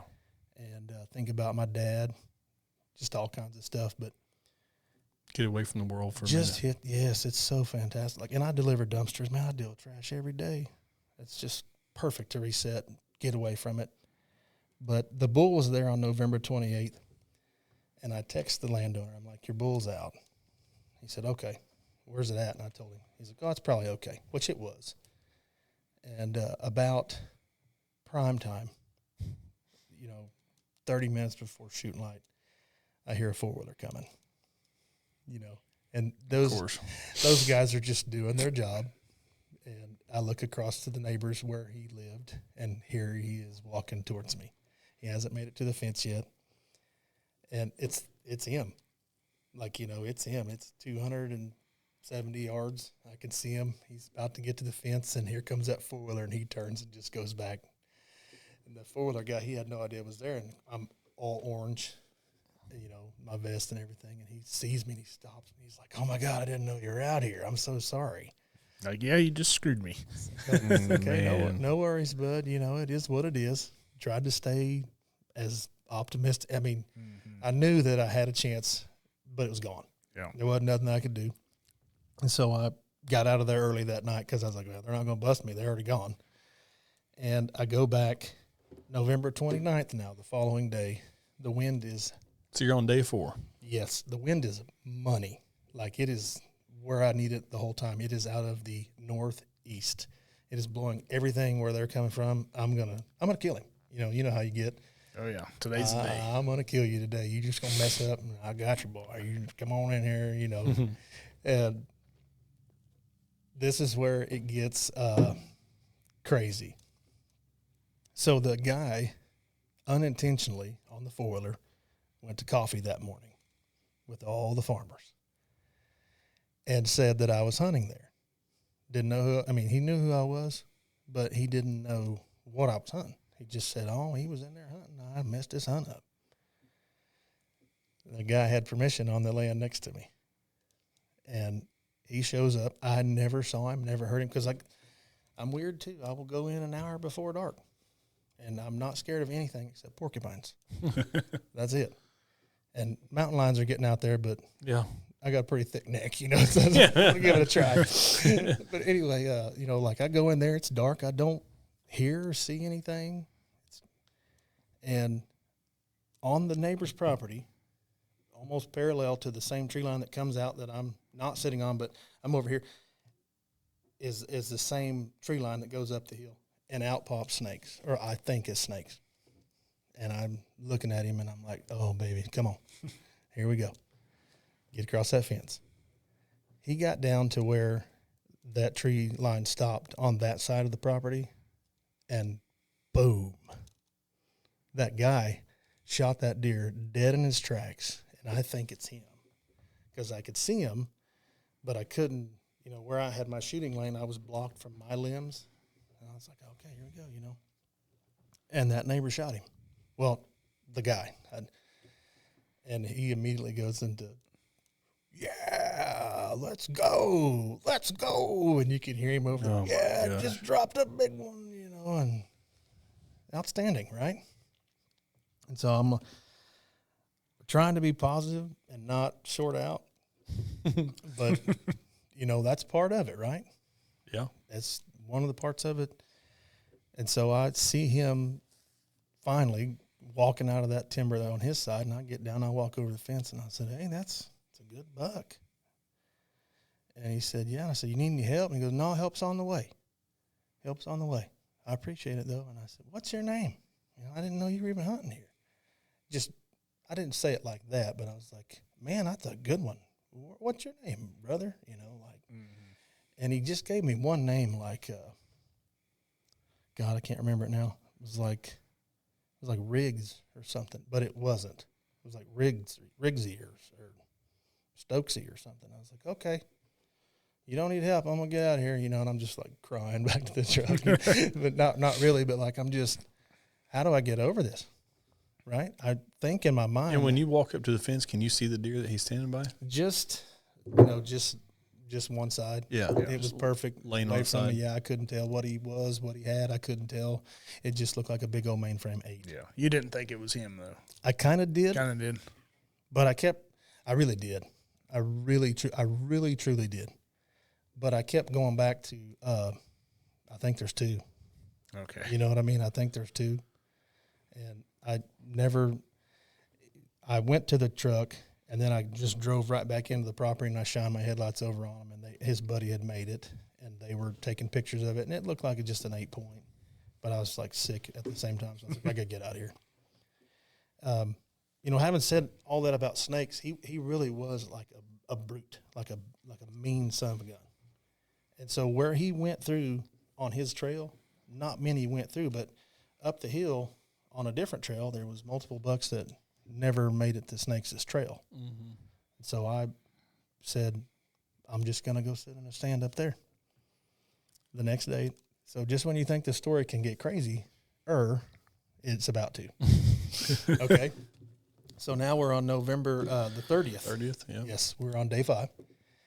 And I'm just trying to be positive, but I'm at the, I'm ready to go home. Yeah. I've had enough.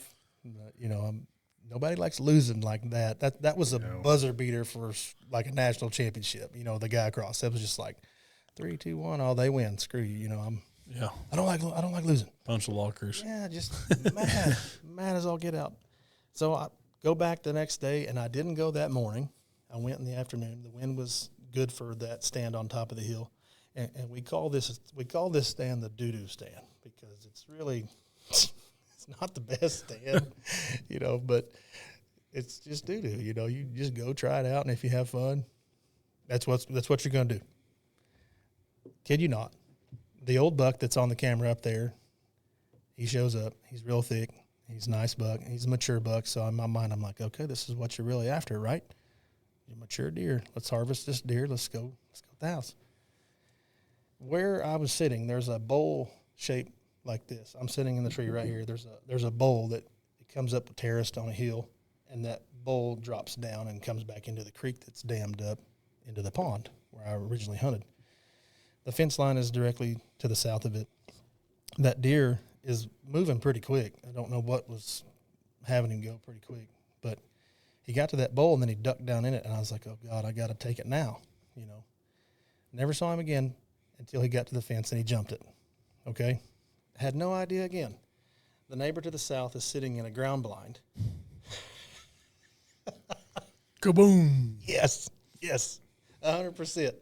He's sitting, you know, up the fence, and my brother-in-law had told me, he said, I have never seen this many people hunting in all the years of being out here. He's like, I have never seen this many people. He's like, good luck. And it was true. Well, that old boy shot that.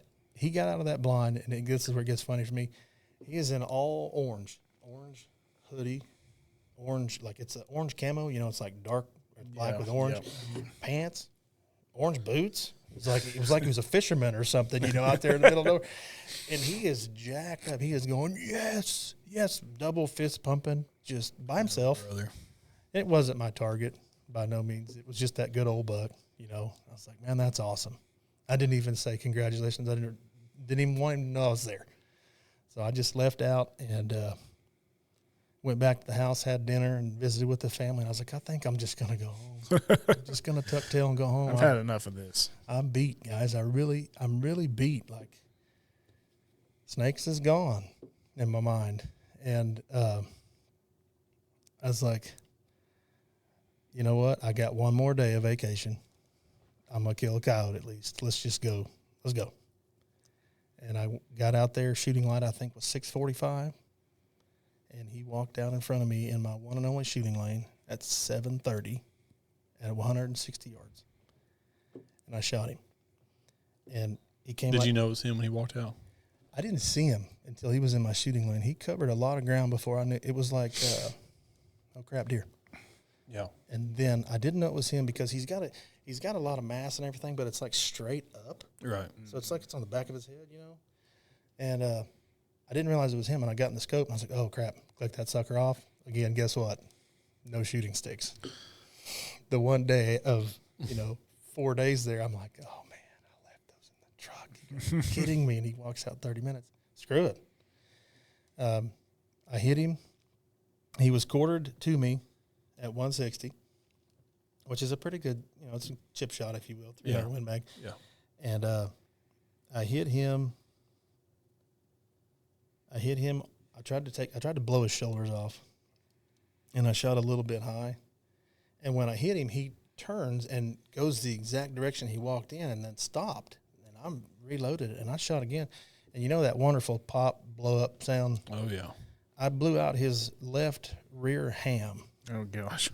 I blew that leg out, and it was pop smack, Well, when that hit him on the second shot, he turns and runs directly away from me. I'm like, how?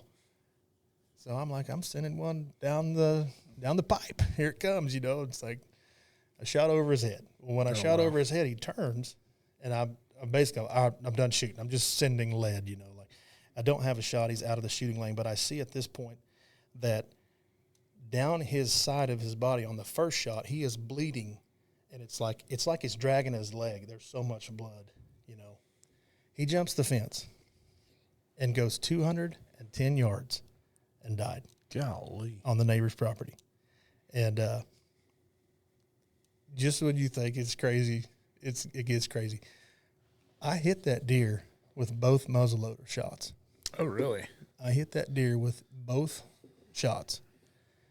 I hit him in all four quarters between the muzzleloader and the 300 Win Mag. Are you serious? He's a tough sucker. He still jumped that fence with 3 legs and ran 210 yards. So are these wounds, because they're 2.5 weeks old probably, are they? Nasty. Oh, man. The nastiest stuff you've ever seen. Pus and stuff. Pus, I don't even know how to, pus magus. It was terrible. Terrible. And, I think I told you earlier, from his snout back to behind his right eye, he had been gored. And that side of his face had maggots and just the gnarliest stench. So he's just a walking zombie. yeah. Terminator. Yeah. I should have named him Terminator. But, yeah, that 210 yards, Golly. that blood trail on that old yellow grass looked like the middle lane on the highway.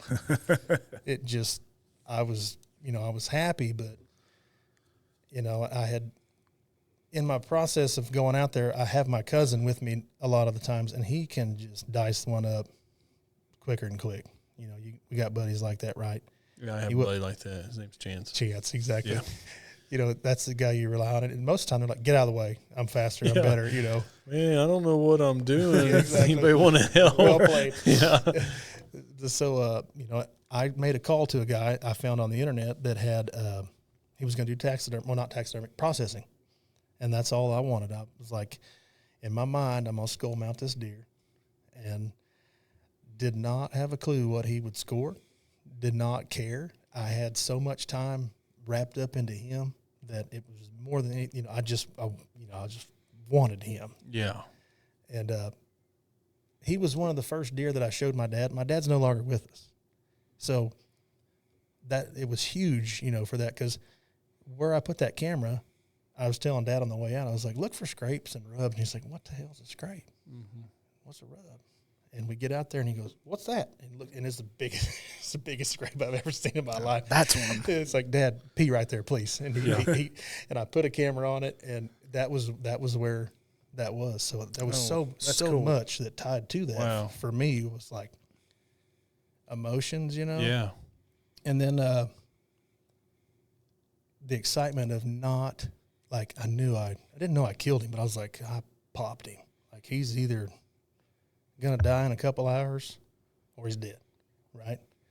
So I was sitting in that tree stand for an hour, and I called my old buddy Josh, and every time I'd call him in all my failures, which he doesn't like it that I call them failures, he would say, remember that feeling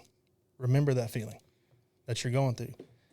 And I was like, dude, I got snakes. I'm getting ready to go get him, getting ready to go look. I can see the blood from here, just having fun with it, and sitting there for an hour. And that was a really good hour for me spiritually, and just reliving all of it. Like I wanted to be in that Ricky Bobby moment where I don't know what to do with my hands. Yeah. But I felt like a killer even though I shot him 4 times. I was like, we're going to just chalk those first 2 up as whatever. But, like just so many emotions that went through that, and get hands on him. And I go back to your moose story. Mm-hmm. I think it was your brother-in-law or your guide told you you're the first person to touch that. Yeah, my brother-in-law talks about that just with deer or anything. But, yeah, that's so true. Yeah. And dude, what a feeling. Like I used to say stuff similar about arrowhead hunting. Like, you're the first person to touch that speaks English. Yeah. That's cool, right? And just being silly. But, God created that. Right. And you are the first person to touch it. It's pretty cool. It's very special. Yeah, very special. There are a lot of things run together. So you started hunting him in 20. Yep. Killed him in 25 after 4 bullets. Yeah. So the crazy thing about that muzzleloader hunt is that the next day with 2 wounds in him, he feels like hanging out with 3 does. Yep. And this dude's not your average deer. No. I have a video of that, and I went back and looked at it, and I probably should have queued some up for you guys just to see it, because it's like, how is that possible? He should have been hurt or laying down or something maybe. You would have thought he'd been laid up by himself, suffering. Yeah. And no, he just powered So through. will or survive, huh? They're tough. Yeah. They're unreal how tough they are. Truly. And what year did your dad pass? 3 years ago. So that, what is that, 23? Okay. It'll be 3 years in the 25th of this month, yeah. Yeah, I'm sorry to hear that. So he had some history there with, I'm sure hoping that you would one day get it or whatever. Yeah. Dad was awesome, but outdoors was just not his deal. You say he was a basketball coach. Basketball coach. We were in the gym. That was it. Shooting hoops, running track, football occasionally, and that was our world. We just, we did. And I told you I was going to do some name dropping on the previous episodes, right? Yeah. So the sunglasses guy, Eric. Yeah. What's his last name? Gudgel. Okay. So Eric Oakley is what I call him. Eric Oakley. Yeah. No, Eric Gudgel. That was a really good episode. He hunts in Tonkamwa, I think. Yeah. And man, I can relate with those goat burrs or whatever, those stickers. Yeah. Oh my God. That's the worst thing ever about out there. But My cousin is Gary Ward. He's my second cousin, which was the coach that he tried to play for at Oklahoma State. I saw him 3 weeks ago at a funeral, unfortunately at a funeral, but I said, hey, do you remember the name Eric? And I looked it up on the podcast real quick, and I was like, Eric Gudgel? And he was like, he stops for a second, and he's like 86 years old. And he goes, yeah, really good athletic second baseman, just couldn't hit the ball. And Eric said that, and too. he said it almost word for word. Yeah. Almost word for word. He's like, I could see him playing second, but I just couldn't see him hitting the ball, or something like that. I was like, that is outstanding. That's just cool. Yeah, that's cool. Small world, huh? Very small world, absolutely. Just fun, but just blew my mind that Gary's memory was that good. And I'll call him occasionally and just let him reminisce about the good old Ramona days. And yeah. we followed him everywhere. I can remember. Did your dad and him coach together then? No. Gary was the head baseball at Oklahoma State. Okay, gotcha. Yeah, and Dad was just a high school basketball coach. Okay, I didn't know if they were cross paths or something. They played when they were kids in Ramona and together, but other than that, all the awards separated it. Yeah. But we used to follow Gary to his regional tournaments, and Tennessee was one of my favorite trips. We went down there with a group that made it to the College World Series, and then we went to Omaha and watched them there, and it was a lot of fun. Wow. Yeah. So, but Dad he'd listen. We'd be going to an OU football game or something, and I'd be like, "Look at that deer stand out there. You see that? I bet they shoot that deer right there at the creek or whatever." He's like, whatever. Yeah, careless. He did not have a care. And we have this crappie dock too, just short on him. Once I figured out how to catch them, I'd have to use. Well, you didn't hear me say this, but we'd catch our limit, and I'm like, Dad, get down here. I need 15 more fish, You got to have some more people. Got to have some more, exactly. And he'd walk down there, and he'd catch one. And he'd go, all right, boys, I'm done. I caught my limit. And I'm like, this wasn't his thing, was it? Just didn't.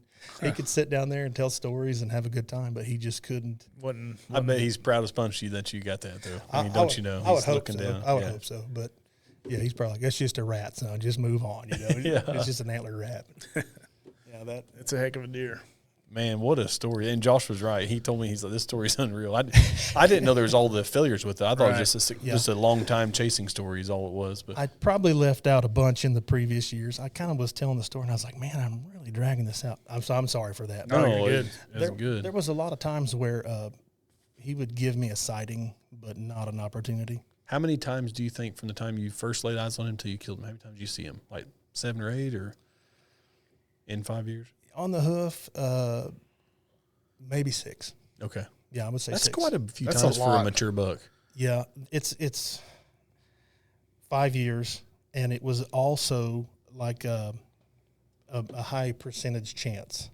Cold fronts, winds were right, close to the rut. So he dang sure lived there. Yes, he lived there. Yeah. Yep. He always bedded in those trees on the neighbors. Western Oklahoma is crazy. It don't take much to get a deer hit up. I mean, No. you look out there and be like, where do these deer even come from? And all of a sudden, they all stand up out of the grass. Up. Yeah, It's like, what the heck? Right. Yeah, it's weird. Right. That one property across the creek to the east is the only place in the vicinity that is CRP or government grass that's grown up. Yeah. Everything else is wheat or prairie grass. It's just With just a few little creeks here and there. Just nothing. minimal. There's one decent sized creek, and it does feed into the Cimarron, which I think does help. It's probably 12 miles, and I have some properties that are 7 miles from it. And the Cimarron, if we all know how that is. It's just, I'm very blessed. Yeah, I'd say so. I'm very blessed with it, and I'm happy. It took me like 7 or 8 years to actually get the okay. They're like, okay, he's not a liability. We'll let him go out there. It's like, well, I'm a liability. Huh? Is it pretty much just you and your cousin that hunt it? Yeah. There's another guy that he's a game warden, and he helps with their ponds. They shock the ponds, and he's a super, super good guy, and he's good to have on your side, too, if something happens. And I've made friends with him. He and his son hunt. His son works part-time at the farm in summers and putting an electric fence up on wheat for the cattle. And so he lets those guys hunt. They're exceptionally, really good people. So it's like every bit of intel that I can give him if he gets on a piece that I know about, I'm like, dude, go to that tree. Yeah. I've sat there in the evenings, and we used to have a corn bow here. And matter of fact, there's a tree stand there. Use it. Help yourself, So with the buck you call Snakes, now that he's gone, is there another buck on your hit list there? Is there something growing up? Or, I mean, obviously you've been chasing this. You have a piece of the jaw here, if you'll just kind of hold it up to the camera, but they estimate this deer to be about 8.5 years old. Yeah. When he was killed. So it's a wore down sucker. I don't know which way to do a little justice on it, but yeah, that's pretty awesome. So blood pressure's a little bit down. You see me shaking there? so you chased this deer for 5 years. He's roughly, like I said, 8 years old. Yeah. Is there a deer that in the making of this story, did you have your eyes on stuff that it's like, man, he'll be good in 2 years or whatever? There is one. I just call him B-Dub because Bullwinkle. He's just weird like that. He's not very tall, but the mass out there, I keep pointing at it, but the mass out there is crazy. Oh, yeah. You know, there's just, they have everything. They're they different need. out west for sure. They get fed by guys that feed corn and that. But, you know, if you woke up every day and had a shad kill, or if you're a bass, or if you had Brahms instead of nothing else, you'd be pretty big too. Yeah, for sure. Yeah. And they have, you know, they have beans, they have wheat. Yep, all the resources, corn. The mass on the younger age deer crazy. Yeah. Yes. Like a 2 or 3 year old, I mean, will have mass way better than that. Yeah. I mean, And where's that one from? Do you know? right here. Let me see it, please. Okay, that's actually pretty heavy. This is this is from 2020. Just feel how heavy that is. And my dog. Wow, it's dense. Yes, it's just a little. It's different. Oh yeah, sure enough. It's heavy. It's probably heavier than that whole I didn't thing. even pay attention to that. It's earlier. pretty close. My cousin, he harvested a really nice 10-point that was in a different spot 2 years ago, and he took it home. He skull capped it, and it weighs more skull cap, the antlers, than some of his dad's biggest deer. The whole thing. They're built different out there. It's just a different deal. And you know, years ago, when Josh said, "You're silly if you don't go," I agree. I'm thankful that he talked me into going. And it's made me better as a person because of the lessons that, you know, the failures, I call them that, because you learn, you live and you learn. It's made me a better waterfowl hunter, and I'm not even that successful. But as far as like the running and doing the work, you know, because there's a lot of work into deer hunting. Yeah, a lot. For a very little success rate, honestly. Think how many times you said, how much time you said. Yeah, it's not the most rewarding thing ever. But when it is, it's when you do walk up to it and grab a hold, man, it's like, all right. So it's all worth it. The score, whatever it is, I'm just happy to get him. But I really enjoyed Harley's episode. Yeah, I really did, because I don't dream, but I would love to hunt like he did that deer. Because what did he say, like 18 days straight? 19, I think. Kill on the 19th day, I think. 19 days straight. Yeah. And I'm blessed again with my job. My boss gives me 2 weeks paid every year. We do 1 week during July 4th and 1 week during Christmas. Well, July 4th, just because the dock company's shut down doesn't mean the dumpsters are shut down. So I work as many days as I can so I can roll over into rifle season, right? Which is my, you know, that's my deal. And I will take my bow in case I can shoot one, and I'm like, I need to get another one or whatever. Yeah. But yeah, that's a plus for me, and I take advantage of those days out there when it's rifle season. I do. Man, what an unreal story! Yeah. I'm talking just. I had no. I mean, the deer itself is cool enough just to look at, but I had no idea the story was like that. I'm glad I didn't know it, because I like to hear it firsthand. I mean, it's cool. It's really fitting to my personality, because I'm a goofball. Yeah. Like, you know, like I have a lot of fun no matter what we're doing. Even if we're at church, I'm probably gonna laugh a little bit, you know. But like, it couldn't have happened to anybody else. I don't know how you kept your head up so good through all that. I don't either. Gosh. I don't either. I probably just felt like a failure and just left. I mean, even just other people shooting something like. I did a lot of praying. Yeah, I did a lot of praying. Yep, did a lot of praying, and man, a lot of conversations on the phone with my wife and my buddy Josh. You know, he's like, "Oh, there's another one out there. It'll get replaced. Just give it a day." I'm like, "No, it won't." You know, to someone that's not an outdoorsman, they probably don't realize how much time we spend in the woods just refocusing, thinking, collecting our thoughts and praying, talking to God, talking to ourselves. I mean. There's a lot of emotions go into an outdoorsman and a hunter. It makes me a little better, I feel. Yeah. I feel like I leave just rejuvenated. Yep. Whatever I was carrying with me, I just leave it there. I'll just tell you this, and I've hunted quite a few different places, but when you go to the mountains, you take whatever you feel in western Oklahoma and times it by about 5. the mountains are just it's even more. I mean, like even a vacation, just I don't know why Something magical about the mountains are special, man. Yeah, big, this big country, huge country. Everything's just different. Have you done that? Have you? I've never hunted. I've been there trout fishing and Vacations whitewater and stuff. rafting and hiking, but Gotcha. I never have been hunting. It's something special. It really is. Like it's one thing to clear your head on a flat piece of ground in Waukeeta, Oklahoma or something. It's another thing when you're 12,000 feet in the air and you're just like, golly. And he still remembered to make me. I mean, it's cool. It's Right. It's Dial you down a little bit. You get into that mountain hunting a little bit. I'd like wild. to. I'd like to. I really would. I'd like to do it first just to go help, just to go be a guy with glass and help your buddy and camp. But I don't have the finances to do it right away. Well, maybe later on. You can do it cheap, or you can do it as much as you want to spend. That's for sure. Yeah. But I just kind of want the experience. You know, believe me, I've just like you. I've been on a lot of hunts with Laramie where I was just a buddy. I mean, I was ready to pack something out and glass all day, and it's just as fun. I promise you. And Laramie said when I went on my moose hunt, he was like, he had no idea how much fun that I had been having on all his elk hunts. I mean, he was like, dude, no pressure on him. Right, this is the job right here. I mean, you're just trying to be helpful. Quite a few times he'd be like, "Do you really enjoy going hunting?" I'm like, "Oh, dude, I love it. Like, you don't want to try to get a tag or something?" And at the time, I was like, "I can't afford this."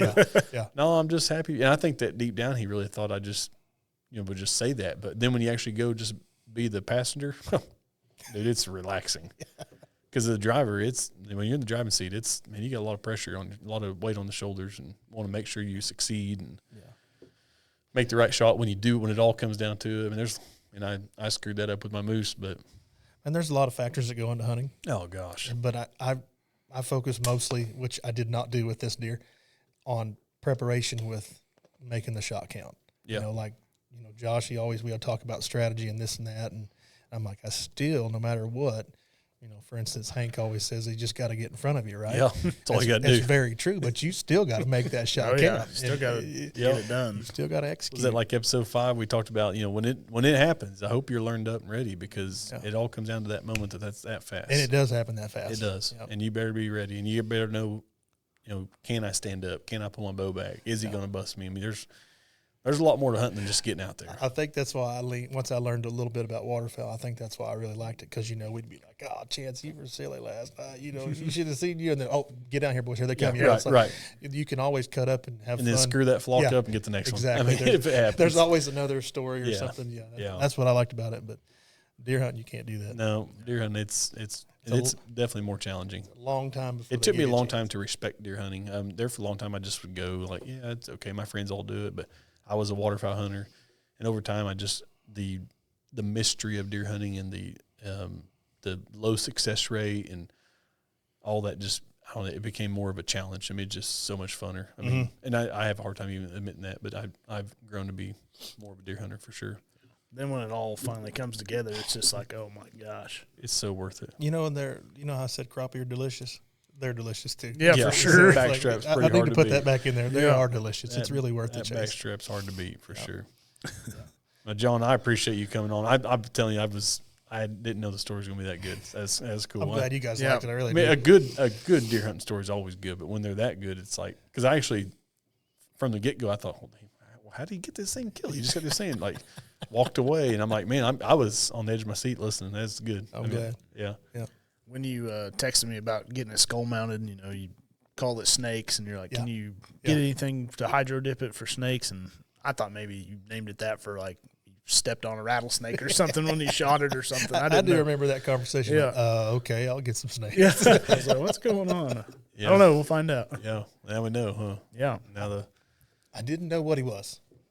Just not knowing anything. Didn't know what he was. And I got back and Josh was like, let me have it. Let me have it. Let me have it right now. I'm going to go score. Let me have it right now. Let's go. What did he wind up scoring?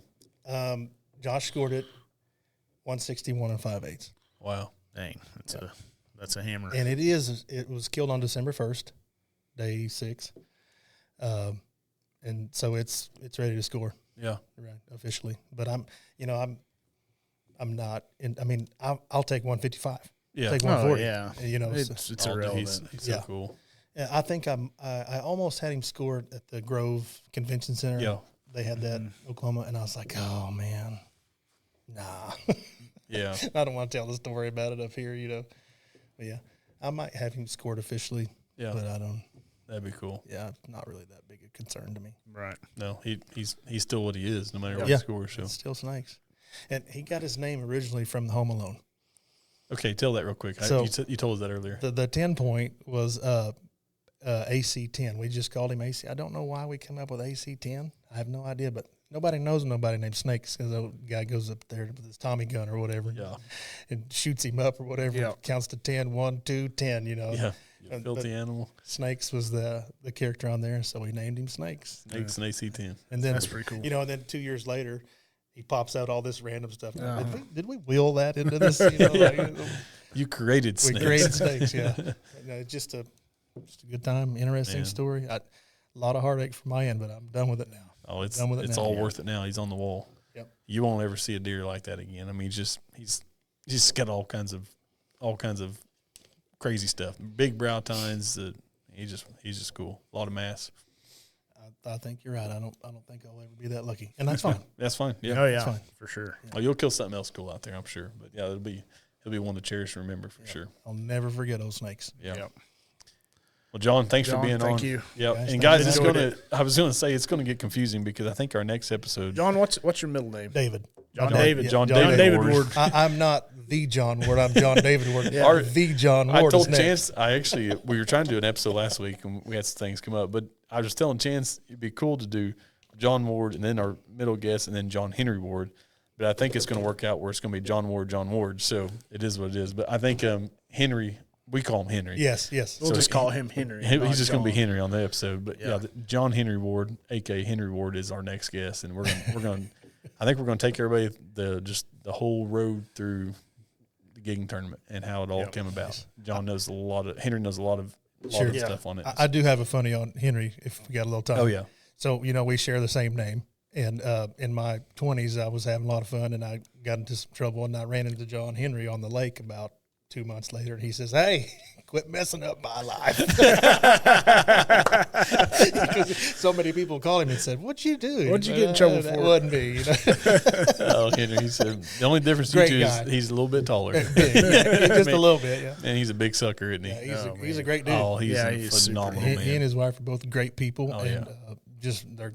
I don't know what else to say. They're Yeah, just like, great I people. go to church with him. He's like a brother to me. He's Yeah. an awesome guy. Yeah, and I look forward to having him on here next. So, yeah, to not be confused, guest, we have John Ward with the deer tonight and Henry Ward we'll be talking gigging. So, John, thanks for being on, man. We appreciate you. Thanks, guys. That's a Yeah, great thank episode. you. Yeah, always fun. So, guys, tune in as always. Share our page, share our stuff. We're constantly getting hemmed up by Facebook. So the only way we can reach people is by, I guess, through raw audience. So just share it with your friends, invite your friends, do all the things you guys do.